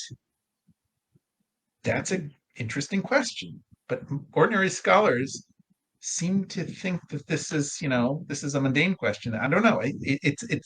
This is not what's on the radar, I think, for most scholars. This is kind of a random question. Are you familiar with Russell Gmirkin's work? Yes. What are your thoughts on Platonism influencing the Torah? Okay, so he actually reached out to me when my book came out. He was very fascinated by this idea that we can think about when people are actually keeping laws of the Torah. He was very happy because his idea is that the laws of the Torah were actually written, or the Torah, the Torah texts were written much later than most scholars think. I don't want to give an opinion on this. First of all, because I haven't studied this question, right? The question of dating the laws of the Torah, dating the narratives of the Torah as well. When these texts were first put into writing. It's an important question. It's an interesting question, but it's different than my question. Yeah. If one were to argue that the laws of the Torah were being put into practice as early as the 5th century before the Common Era, as most scholars seem to think, then it's hard to argue that the Torah was written down in the 3rd century before the Common Era, right? You can't have the Torah written 2 centuries after people are already keeping it. So Gmirkin was happy to see that my ideas are gaining traction, right? That the laws are actually being kept quite late. That would allow the Torah being written quite late. It would allow it, but it wouldn't necessitate it. So these are, again, two very separate things. I don't want to proffer an opinion about when the laws, the texts of the Torah were written. In most cases, let me put it this way: I'm very skeptical of dates that are given for any biblical texts. When people are very sure about when a biblical text was written, I want to see good evidence for that. So from what I've been reading through these academic papers and just reading various scholars on these subjects, it seems that every single Bible book, whether it be Isaiah, Proverbs, whatever, Psalms, or just Deuteronomy, it doesn't matter. Any Old Testament book has some layer that they date older, and then the final product being somewhere in the Hellenistic era. All of them. I don't even think there's any of them that don't have some sort of period of changing happening. So, listen, you have to remember, when these texts are written, they're then copied and passed down from generation to generation. And when a text is copied, it's, changes happen. Right? We're so used to thinking, a text is published in a book, and that's just how it is. That's how it is. Like centuries. That's not how things were in the time when a book was written by hand. Each letter was written by hand, and then you would have to copy it before it disintegrated into dust in order for it to continue on into history. So, this is just the nature of texts. They're written, and then they're copied. They're sometimes edited, and the text that we have today, we have the end product. And scholars, what they try to do is try to figure out, okay, what happened along the way. A lot of it is conjecture, but it's almost natural that's what you're going to have. Now, is it safe to say that what we call Judaism is a product of the Hasmonean period? I think that is a very strong hypothesis. that yes, there's a very strong case to be made that what we know of as Judaism, a way of life that's governed by the Torah, begins in the Hasmonean period. Fascinating. By the way, the book, I had the link for in the description, The Origins of Judaism. Just want to say one more time, this book is not playing games. We're not doing, it's not guessing of how old can Moses be. It's saying these are the facts. This is what the data suggests. This is the evidence. Take it or leave it. This is just straight to the point, straight to the facts. Not wiggling around and trying to, serve any theological needs or anything like that. And that's the stuff that my audience is really into. So, links in the description for that. Check it out. It should be on your on your shelf as a book used as a reference because. And by the way, a lot of my other scholar friends talk about this book is like kind of paradigm shifting in a lot of ways. Like you're putting out work that's making people rethink a lot of stuff. I hope so. That was the goal. Yeah, and again, the idea wasn't to be controversial, right? As you say, I'm simply trying to put on the table what it is that we know and what it is that we don't know, and we can't have all these conjectural conversations if we don't first put on the table what it is that we actually know. So that's the evidence. We need to begin any conversation with the data, with the evidence that we actually have. Yeah, and like you were saying before, it doesn't necessarily take the magic away from these sacred texts. It doesn't do that at all. It just says, here's what we know. That's it. Yeah, absolutely. Any final thoughts on what we talked about or anything coming up that you want to promote? This was a really enjoyable conversation. Listen, there's so much to talk about. We can talk about, so we didn't even get into rabbinic Judaism, what goes on, in periods beyond the first century of the Common Era.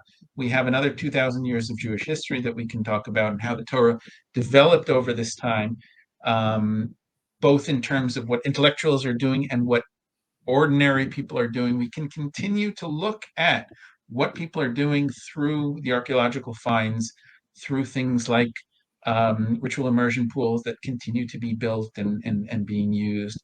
All kinds of interesting things are happening in the synagogues. We have mosaics that suddenly appear with all kinds of interesting stuff going on. This is a topic in and of itself. So we've been looking, just to make things clear, we've been looking from the first century of the Common Era and backwards. But we also have a continuing Jewish history in future centuries and millennia. It's a fascinating world that we continue to excavate and investigate. And I really appreciated you in this because I know I'm trying to like pull, because a lot of the evidence is, like as you mentioned, in the Hasmonean period, and that's most where your book is. And I know I'm trying to like pull you back. I'm trying to get you to like, what about this? What about that? But you were amazing, and I really appreciated you. And we're gonna have you back very soon to talk about. Thanks so much. We barely scratched the surface on this topic. There's so much to get into. And thanks so much for having me. Real pleasure. Mine as well. Links in the description, and you have just attained true gnosis.